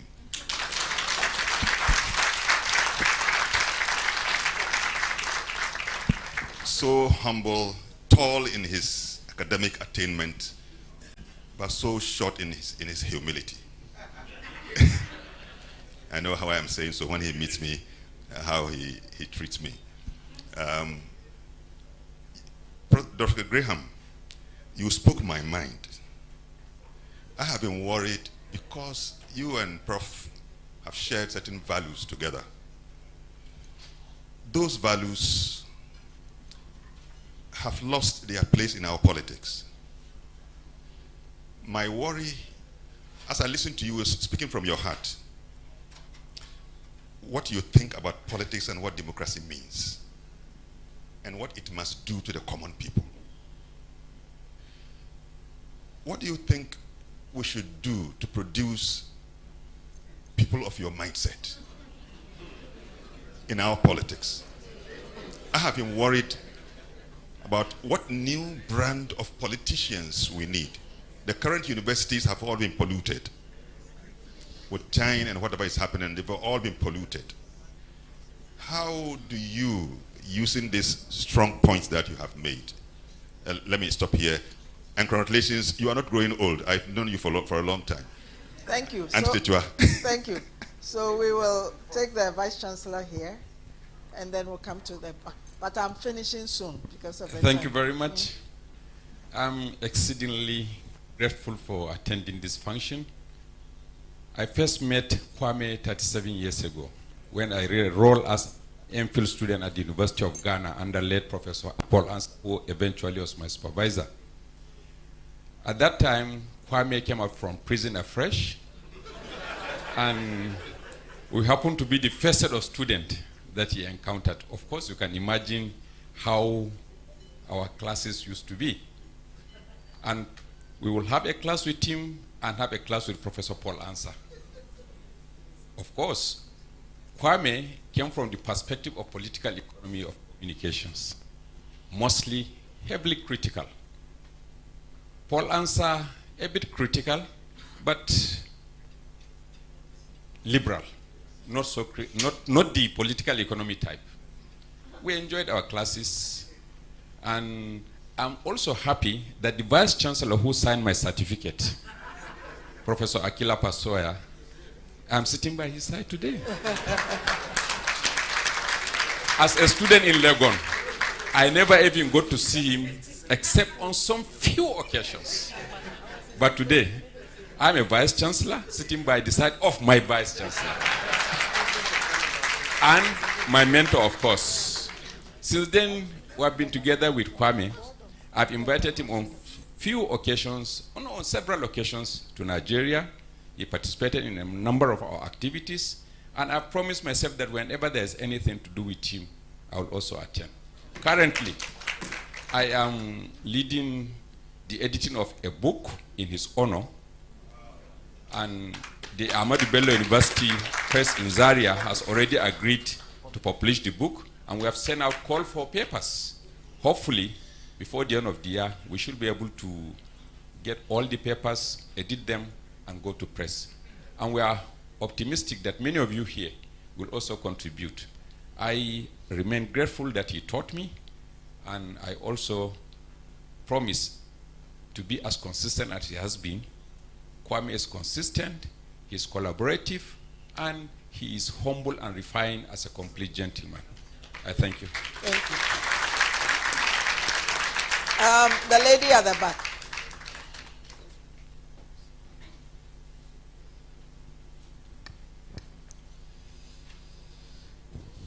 Good evening.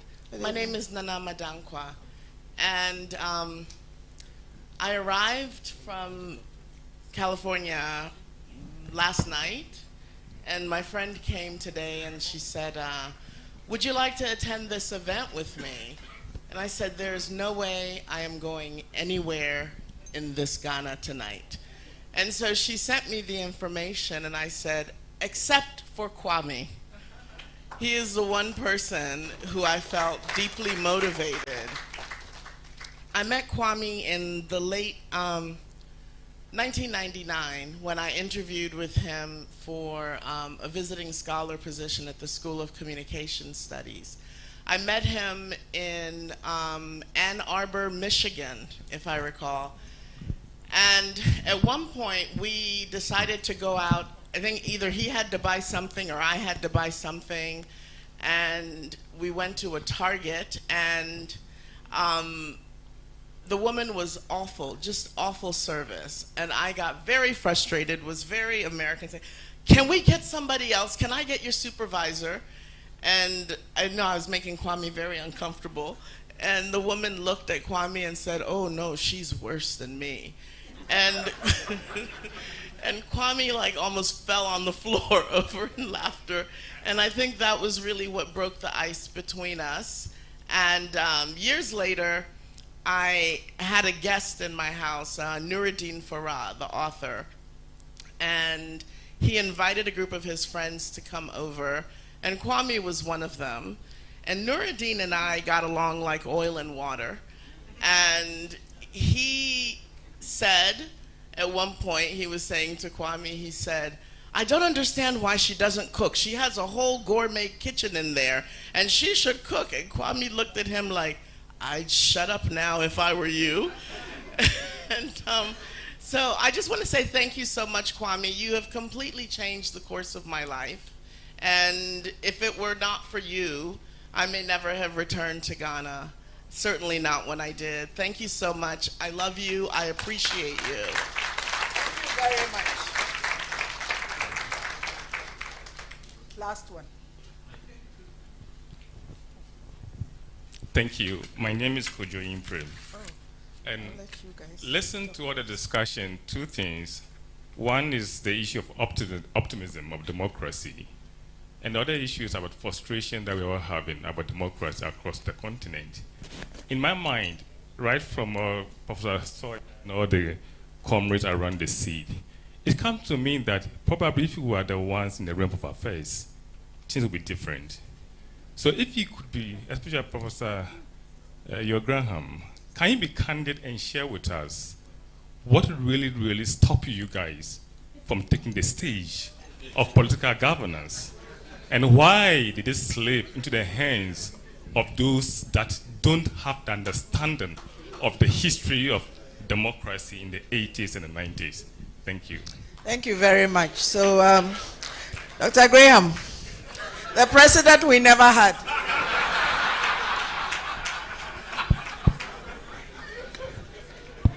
Yeah, quick one.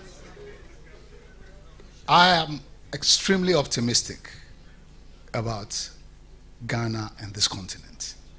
I think it's important to underline that because people have shown over and over again their capacity to take charge of their own affairs.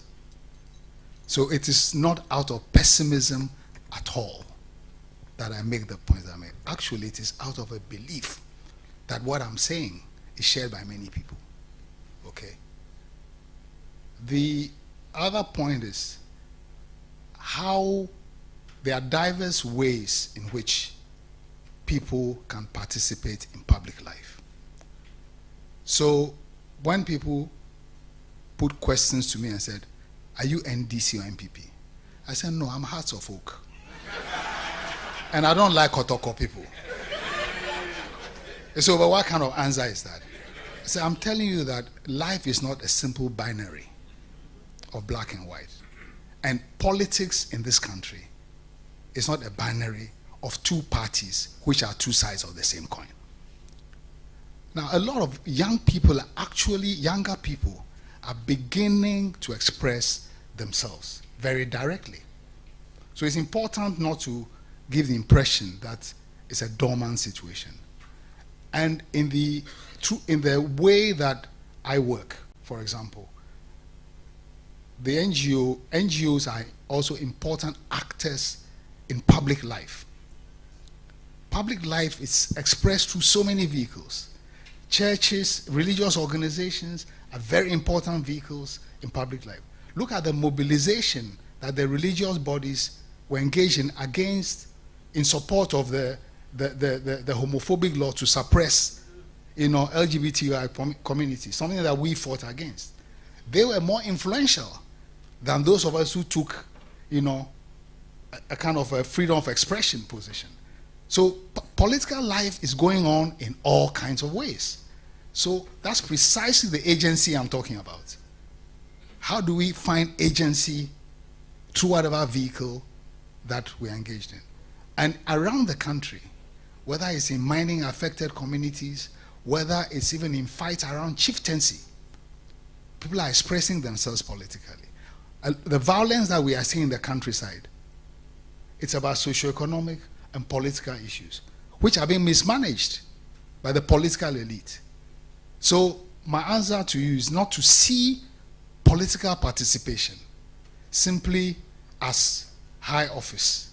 Because actually, if more people were engaged in putting pressure on power, both of these are political parties will be better behaved. And they probably will not remain in power. New parties will emerge and displace them. So we need to have a kind of a more complicated view of politics than the binary. Trade unions are extremely important. So that's my answer to you.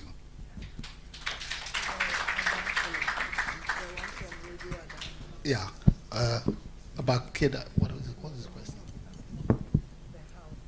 Well, the how. I mean, we were people who, just like people today in different ways, and I underline that point, express themselves. Take Adam. Since the 70s, Adam people have been fighting for a right to livelihood from the Songo Lagoon. Successive governments have been interested in depriving them and giving the lagoon to sections of the elite, their friends, their cronies, and so on. In the latest round of this exercise, Fellow Network has worked with people, Radio Adam, No Adame, basically, effectively died from police harassment. They locked him up without his medication and so on. People like that are leaders, political leaders at the local level. it's not an ideological thing, but the social justice issue in Ada, a lot of people organize around it. And people are organizing in similar ways around the country. So we came out of similar moments and maybe began to try to read and better understand the challenges and the analysis of those problems. And the movement that we built and led were students, workers. I mean, the workers' movement was key for what we were able to achieve politically. And that's what I say about ordinary people and agency. So the thing about leaders abstracted from organization and social constituency, it doesn't work.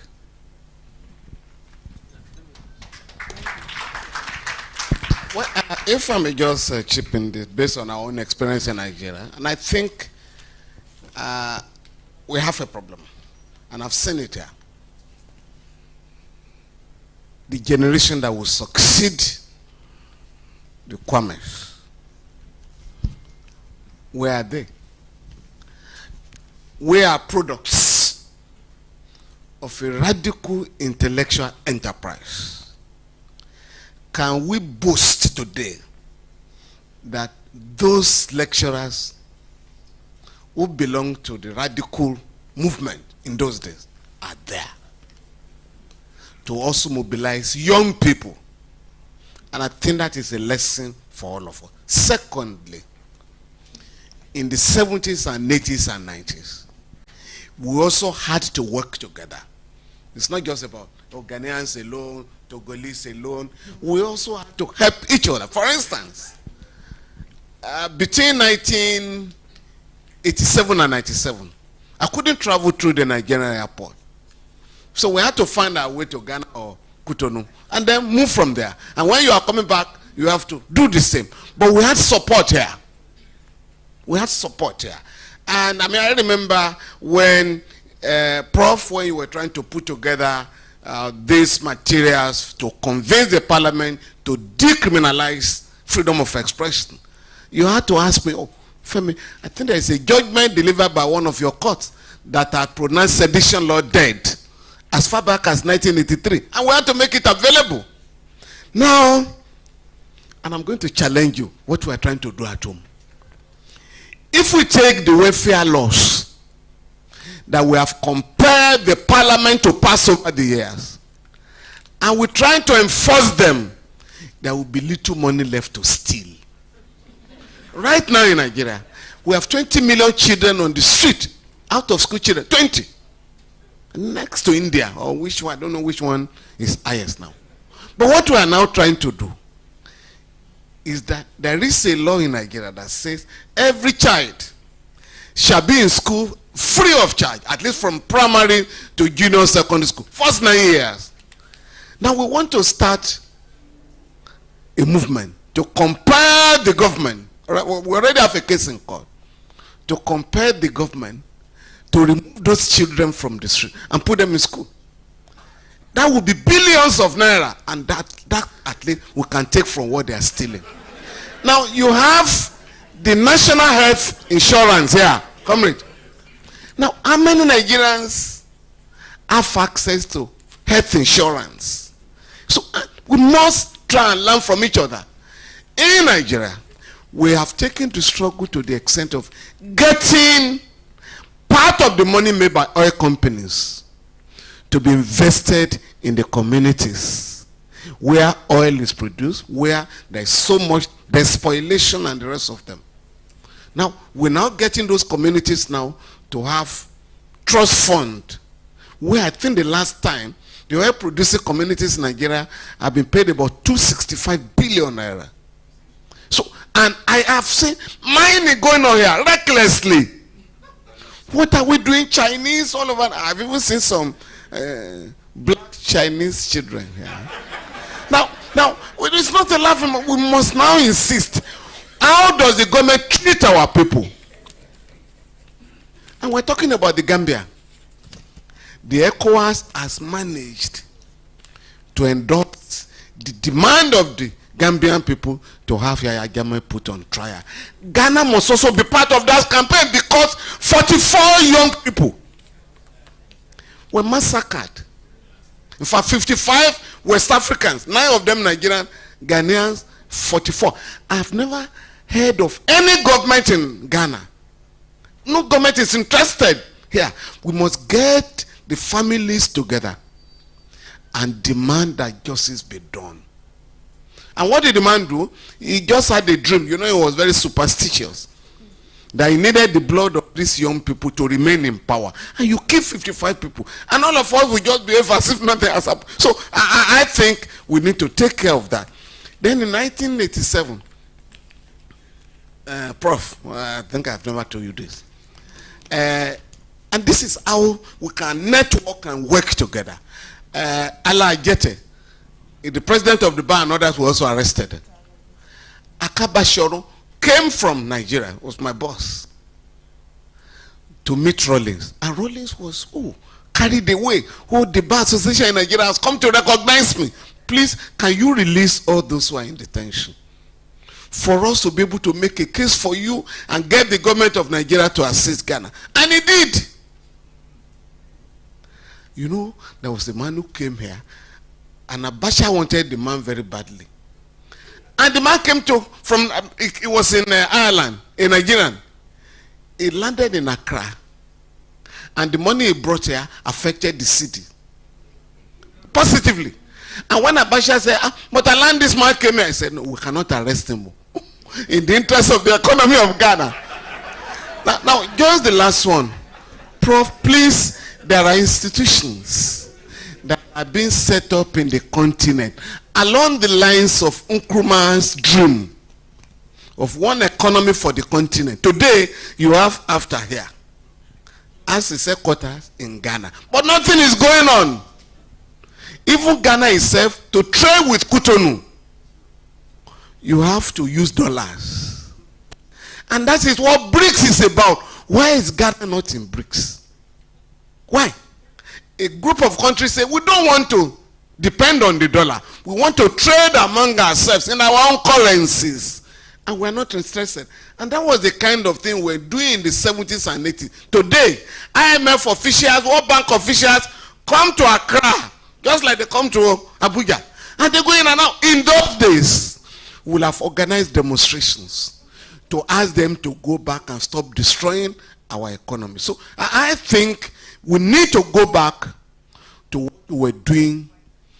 Ghana is ahead of Nigeria in terms of dirty politics. I'm serious. You can see talk of, NDC, MPP here. You see some decency. In my own place, you have very dangerous criminals. No, parade themselves as the leaders of that country. Now, a group as yours, they call themselves ADC, Atiku, and others, against Tinubu. And you ask yourself, what is the difference between these two groups? I mean, in this age and time, we're just burying somebody who died. They declare a holiday and disrupted everybody's program.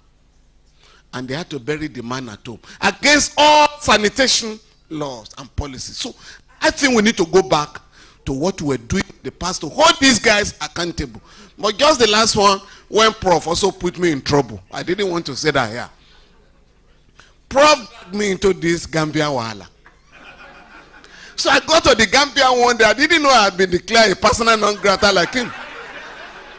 So at the airport, I was surrounded. And they said, you have been embarrassing the government of Yaya Jammeh in the ECOWAS. I said, yes. You guys, you better be very careful. If Nigeria knows that you are harassing me here, there will be a civil war here on you. Although the government of Iran will have been very happy that I was arrested abroad. Thank you very much, man.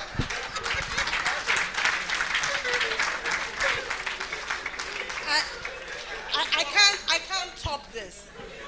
I can't top this. But as I was listening particularly to the interventions on the floor and to you, I was minded of the fundamental role that the media has to play. Okay? Kwame has spent his life, media freedoms, we have a proliferation of media. So you have to ask yourself, how come Ghanaians did not know much about the 44 Ghanaians that were killed in the Gambia? You know, when So our... one of them survived. He's alive. Yes, yes. How much air time did we give to these issues? When Noah was being mistreated in Adan Community Radio, where was the solidarity from the media? So I think that even though we have a lot of media these days, I mean, close to 600 radio stations on the air, you know, they are not playing the radical role that they ought to play to help us transform our societies. So the challenge for us today, or the challenge for the media, is to see how we can get the media to play their roles properly. We had media against LGBTQ people. So instead of the media, for example, defending marginalized groups, they were at the forefront of victimizing them. There's a lot we need to do to reform the media. Thank you very much. Thank you to the discussants. Thank you to the speaker. I've been asked to announce that the owner of car number GR 637912 has blocked a staff member who wants to leave. So if they can go and move their vehicle, GR 637912. Thank you. So we've come to the highlight. Professor Karikari, you have been celebrated. We have heard of the anguish you caused your daughter, who had to go to the library to find out whether you had gone to Papua New Guinea, PNG, or what persona non grata meant. You've heard in the testimonials, you have heard from the resident dictator has followed you here. Listen, no, the resident dictator will be home when you get there. They followed you here, your friends. Femi has come all the way from Nigeria with his trouble, brought it here, his agitational mode. You know, your mentors, your mentees, and then your co-conspirators, they are all here. They've all spoken. And you have obviously made us proud. We've heard about the childhood and the stubbornness that obviously did not leave you all these 80 years. And now we want to get some remarks from you. So if we can invite you to the podium.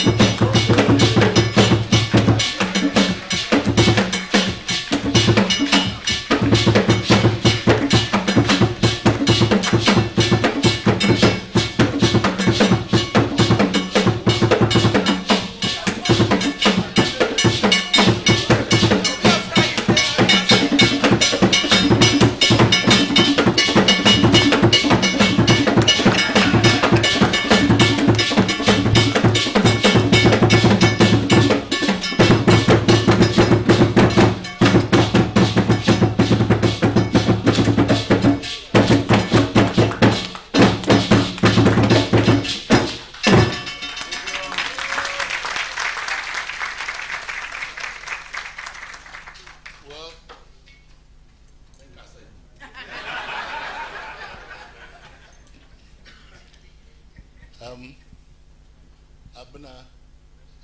Where's Abna? Where's Nuna? Oh, Nuna, that's mine. I wanted my granddaughter to be here, but anyway. She's coming. Okay. Nuna, come and join me here.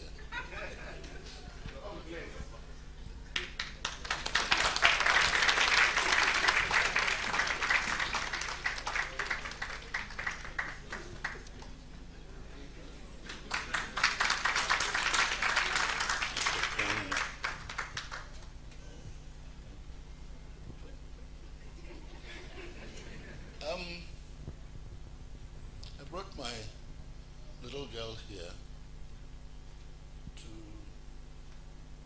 continue something that Graham and Femi have said about optimism and about faith. Faith in the future. I have faith in the future, and I'm optimistic about our continent, our people, our country, for many basic reasons. One of them is why we are here today. And that faith is simply my good fortune of having a young man who had also had no other experience managing anything take over the running of the Media Foundation for West Africa.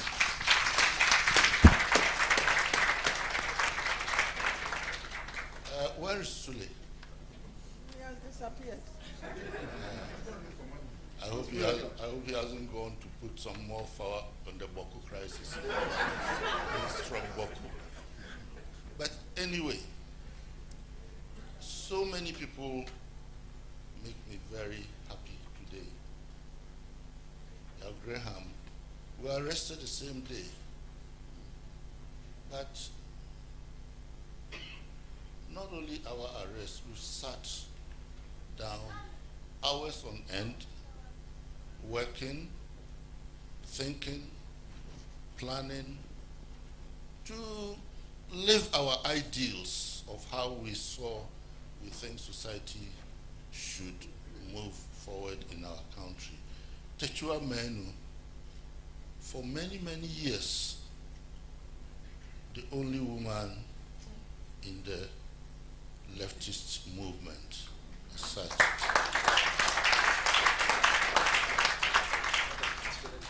And Techua also joined me in founding the Media Foundation. She was one of the first board members.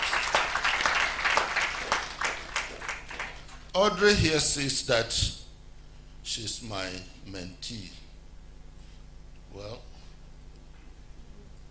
I take that as a compliment because she has worked hard to also become a professor, and she whines that she's not going to be in my footsteps. Yeah. So why have you joined the CDD? Now, again, coming back to the optimism. When I was invited to join the Constitution Review Committee, there's a lady here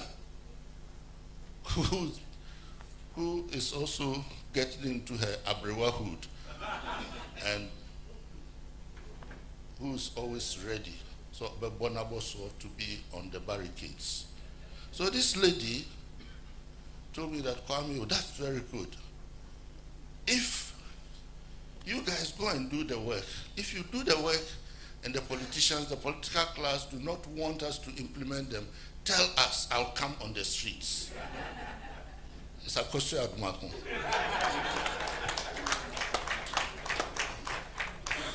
Professor Akosua Adumakun, former Dean of the Institute of African Studies. I'm sure she must have got the bug also from Techua.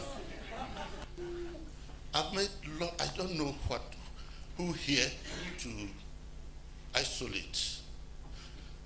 There's Professor Dele here, our eminent dermatologist around the continent. He's also the Nandomna. We've been friends since about 1979, 80. Very close friends. But why I announce him in public? Because if I am 80 and I'm looking the way I'm looking, it's because of him. He's our family doctor, and he's taking care of me. Is Dr. Brefu here? Is Roslyn here? No, these are two younger doctors who have been working with Dr. Dele and who have been taking care of me too. I would like to thank him. Not only that, but as was read in my bio, he's the Nandomna, and he's made sure I am a part of the royal family.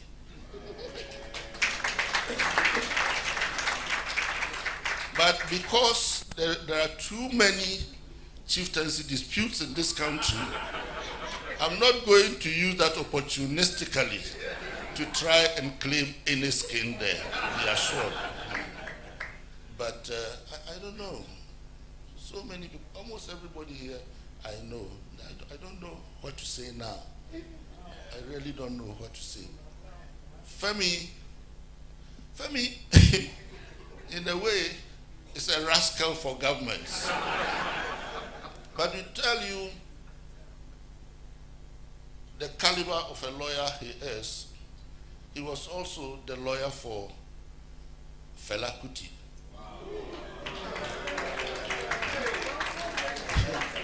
You see, right from law school, he was in Katakula, what do you call it? Kalakuta Shrine, yes. You know, defending Fela and so on. I think that today, this honor, last week, I think it was a Friday, the Afrobarometer honored my brother, my Achim Kotoku brother. We are Achim, but we don't belong to any mafia. We went to Professor Jimabwadi's an honor done him by Afrobarometer on his retirement. And as I was sitting here, I was trying to measure my head. Why? He said something that the honor they were giving him was making his head swell. So I was sitting here trying to find out if my head was swelling. But I realized that it was the same shape. Now, unlike that picture, there's a picture here, you know, unlike that, today, you know, these little ones, they play on it here. They play on it here. Duamankwa here and Stella. Stella Rose, the Bugre's wife, and other women of detainees, Marian, Kwesi Pratt's wife, they formed an association of detainees' wives. And I think somebody warned them that, listen, this is a very subversive organization, so keep it quiet. Stay in the kitchen and cook for your husbands in prison. I don't know what to say. But this whole thing, this exaggeration of who I am, has been cooked by Akunu Dake, who is there. And there's another rascal here. This one, Anna Musormu Biarishaw. You know, this man, and the thing about our friendships, our politics, is that it's also social.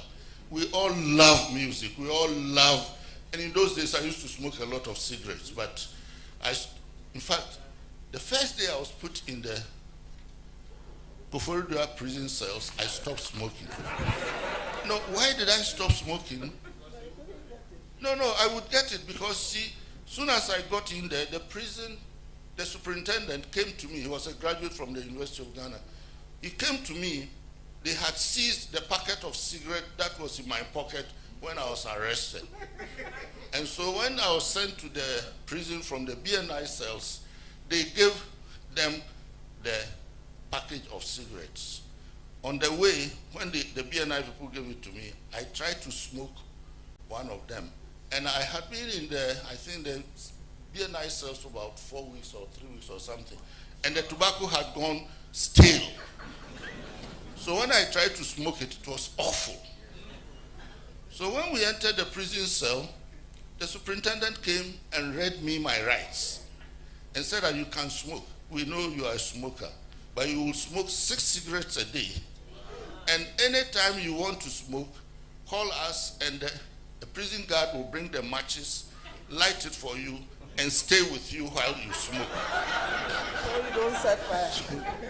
I said, what kind of a right is this? So I stopped smoking. But this long story about smoking and having fun is because this Nana Amu here, Nana Amu Adadeboama, last week I came home and there were some two gentlemen who had dismantled our gates and were fixing it again. I almost got angry. But again, my resident dictator said, no. You know what they are doing? They are putting an electronic gate there. And I said, how? I said, Nanamu. And you know why Nanamu did that? We go out and come home, sometimes 2 a.m., 1 a.m. And then I call Nipa, my daughter. Usually she's a light sleeper, so I call her to come and open the gate.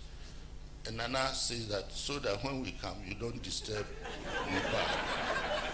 And I said, Nana, I am 80 years old. I'm not going to follow you until late at night. But anyway, that's the kind of friends I have had.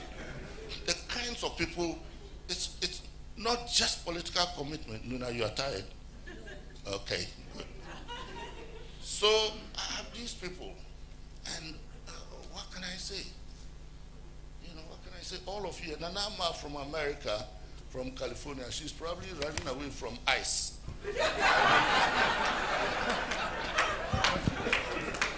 I have known Nanama for quite some while. Audrey and everybody here. That's all of you here. I think I can mention the names here, but our brother, the retired Air Force officer, with whom we had tough times during the revolution. That's the man sitting there. So, really, I'm very grateful to all of you. My brothers are here. Kwame Apel.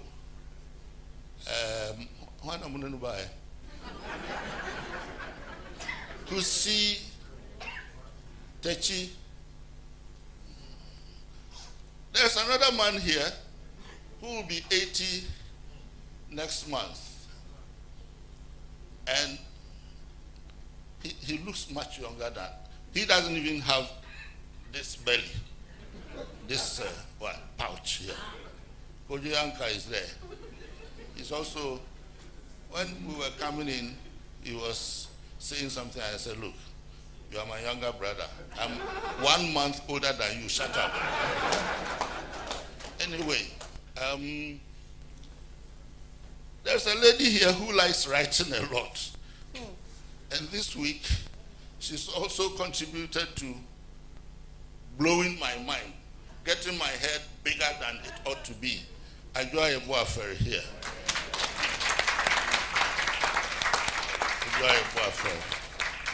And where's Christine Kwesi? She couldn't make it. That's Kwesi Nyantechi, a very, very old and good friend. Kwesi was in the school of the law faculty in Legon, and he was courting his wife in my class.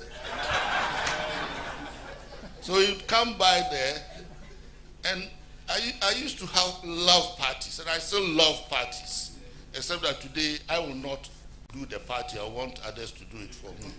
And Kwesi would come there, knowing that, I don't know whether he wanted me to be a cupid or what. He would chase his wife to come to my house for a party. And we've been friends for a long time. And through Kwesi, I watched many of the Black Stars marches, both here and outside the country. I'll go with them and so on. Please, I don't want to bore you. 80 years, much of it has been boring. I can assure you, much of it has been boring. One day when I was a student in America, on one Saturday, and I didn't have even a dime. You know, in those days, you could slot the telephone machine with a dime, 10 cents, and make a call. I didn't have even a cent in my pocket to call. I'm living on 362 Riverside Drive. Bibi anymore, come and help. I didn't have that. All I had left was half a bottle of ketchup in my refrigerator. And not even a piece of bread to eat it with. What am I going to do? So my stomach was, rumbling. So I was on the 6th floor and I decided to walk down just to while away the time. And that house, the receptionist was a man from Afghanistan. So I'll go there and he said, Kwame, come. I said, oh, get away. Come, you get letter here. That wasn't it. How am I going to read a letter on a family stomach? So he harassed me and I went. When I went, he gave me one of these official letters with a cellophane, a transparent. What is this letter? It was from my college, City College. I had been working at the library. So I opened it reluctantly. And here was a check of $175. Miracle on Wall Street. I said, what? God did.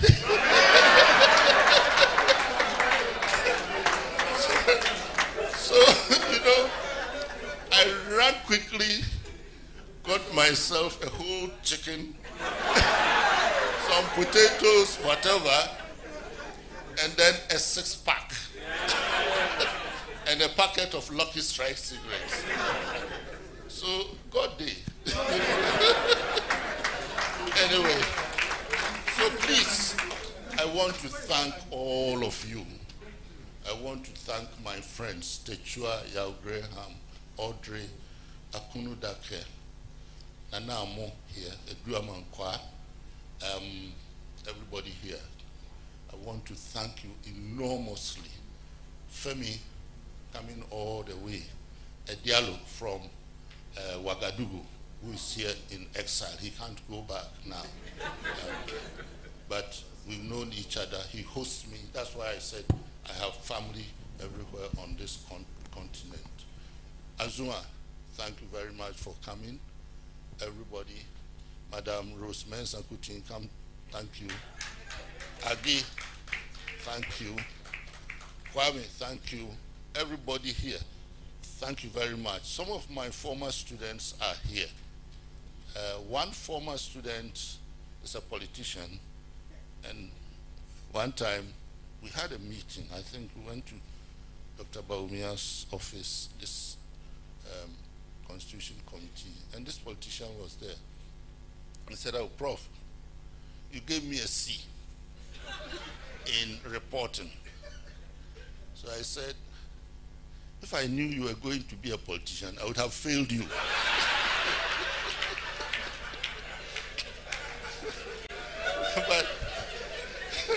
but anyway, I have so many friends here. There's a woman who was very troublesome. A fellow crossing. If we are Mankwa, And then another cantankerous Efua Sabia. They were all my students. Efua here, when my mother died at the age of 87, and when I was, I think, 60 or something, Efua, I was really morose, almost crying, in his classroom. Efua comes and annoys me. Now where do we? Oh, mammy, now soon. Maybe mammy, we had made 2 years. What I told her, I can't say it here. I can't say it here. Those who speak Tree, they will understand what I told her. Me say Fauni something. Okay. Madam Techua, Nuna will say the last thank you for all of us. As for Professor Kilakwasoya, he is a bosom, a shrine for many things, not just for leftism in academia and so on, but a humane person, a very real human being, a gentleman, a very good friend, a wise man, and all of that. And Sheikh, I'm glad you came. I'm glad you came. Keep doing what you are doing. We love all of that.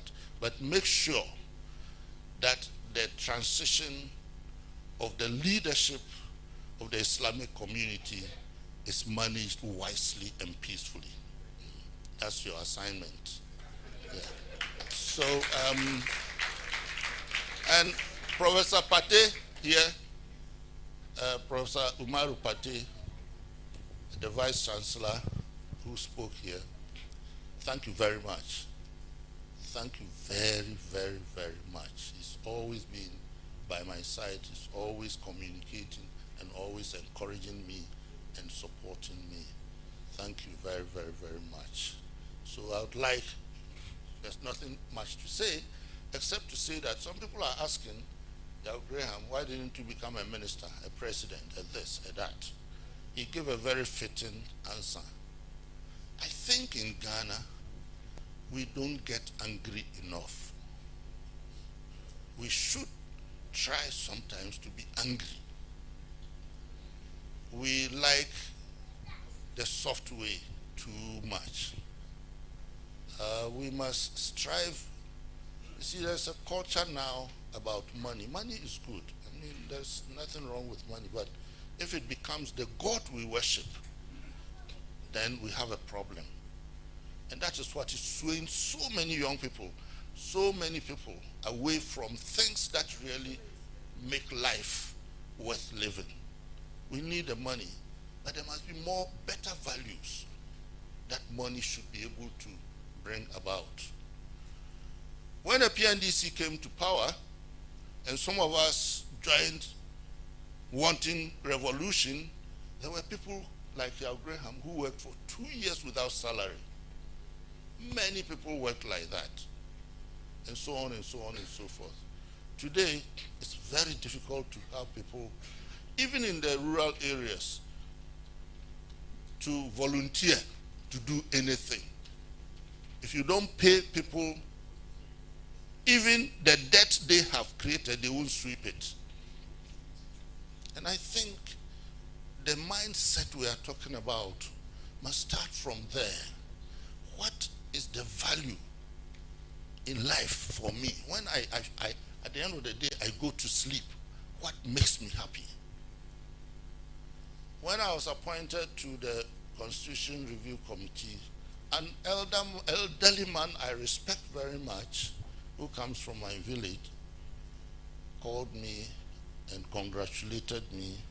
And I said, oh, Openi, you know that for some of us, our whole life has been national service.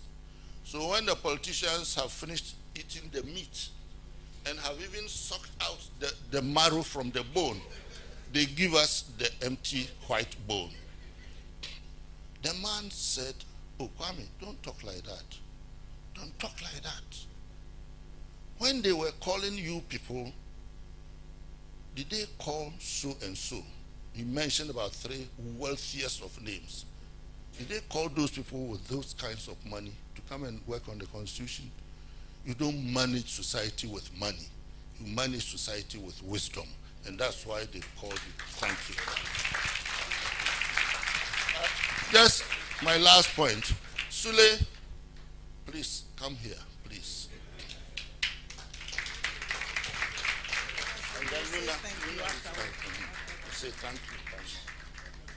This young man, please applaud him for me.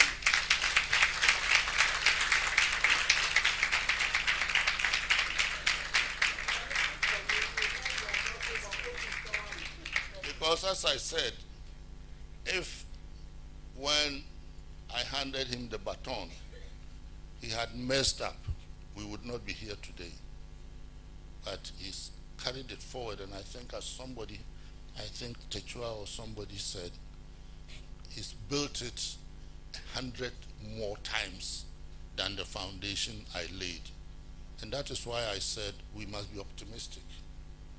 The youth will solve the problems in their times.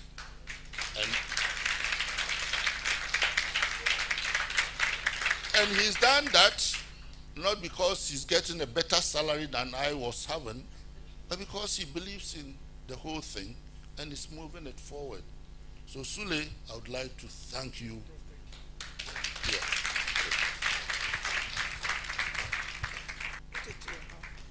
Everybody, I thank you very much for coming. Thank you.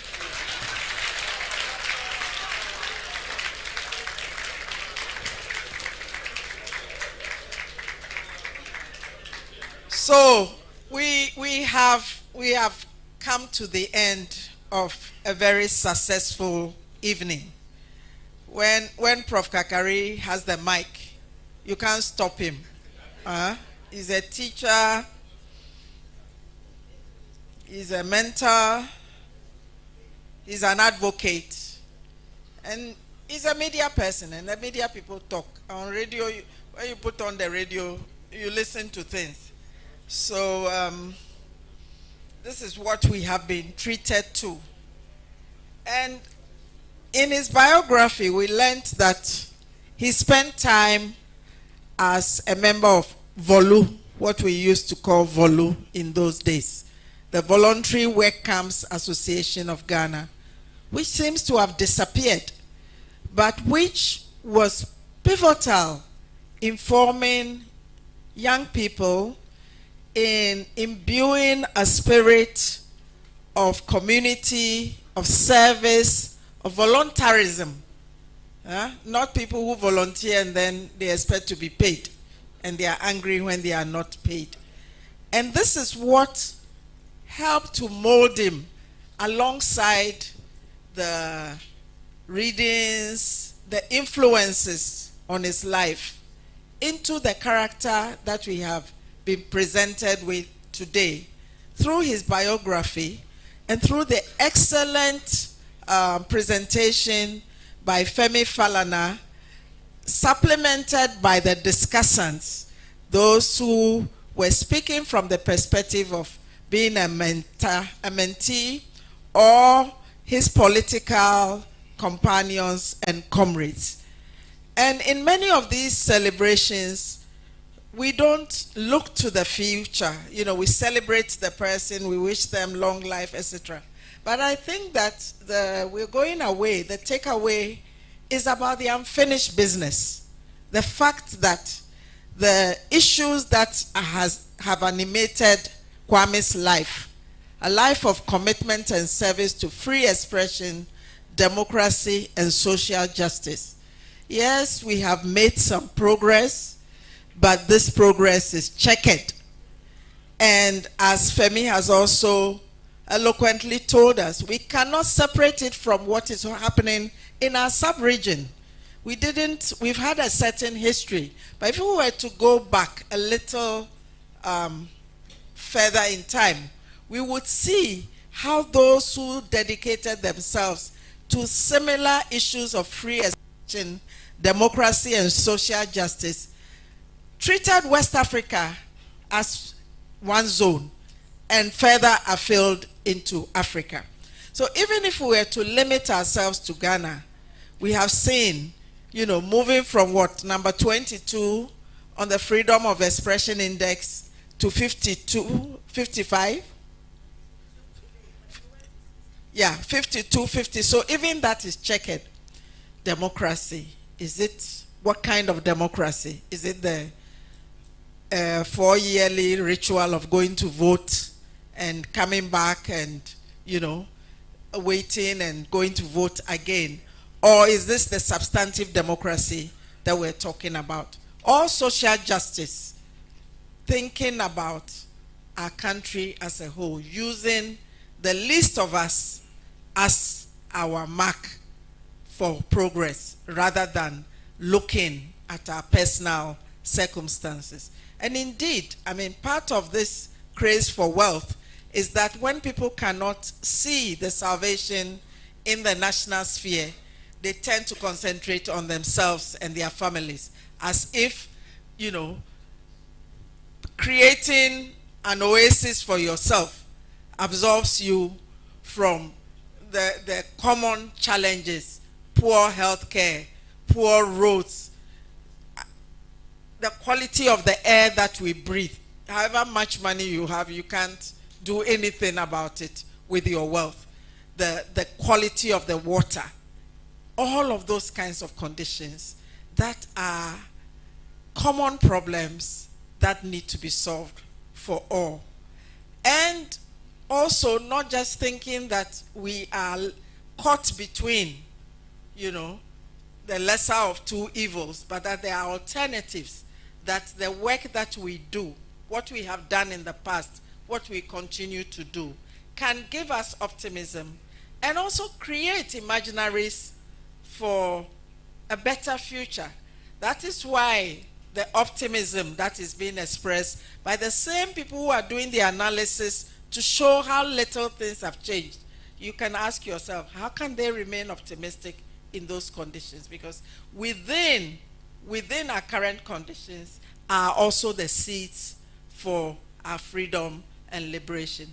If only we will seize the opportunity, if only we can think outside the box, and if only we see power and politics and participation, not merely in terms of what position you have in a party, but in different ways, whether you're working on environmental issues, whether you're working on gender equality issues, children's issues, good governance, etc.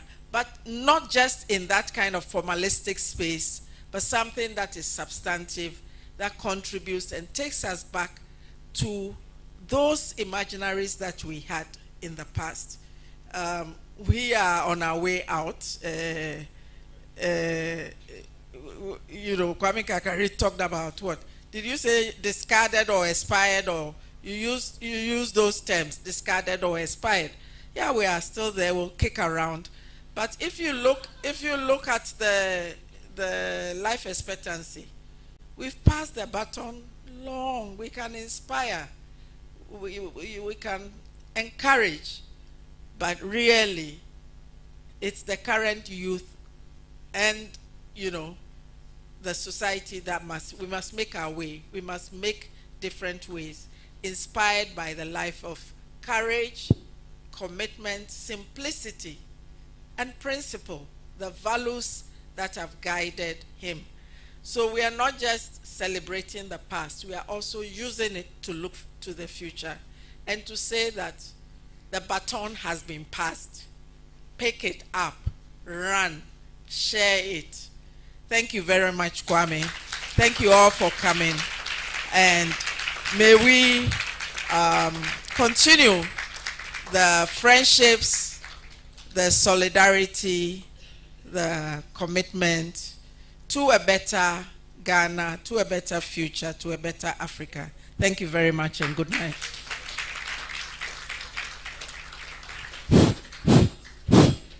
For he's a jolly good fellow, for he's a jolly good fellow. no, for it's a jolly good fellow. And so say all of us, hooray! And so say all of us, hooray! And so say all of us, for it's a jolly good fellow, for it's a jolly good fellow, for it's a jolly good fellow. And so say all of us.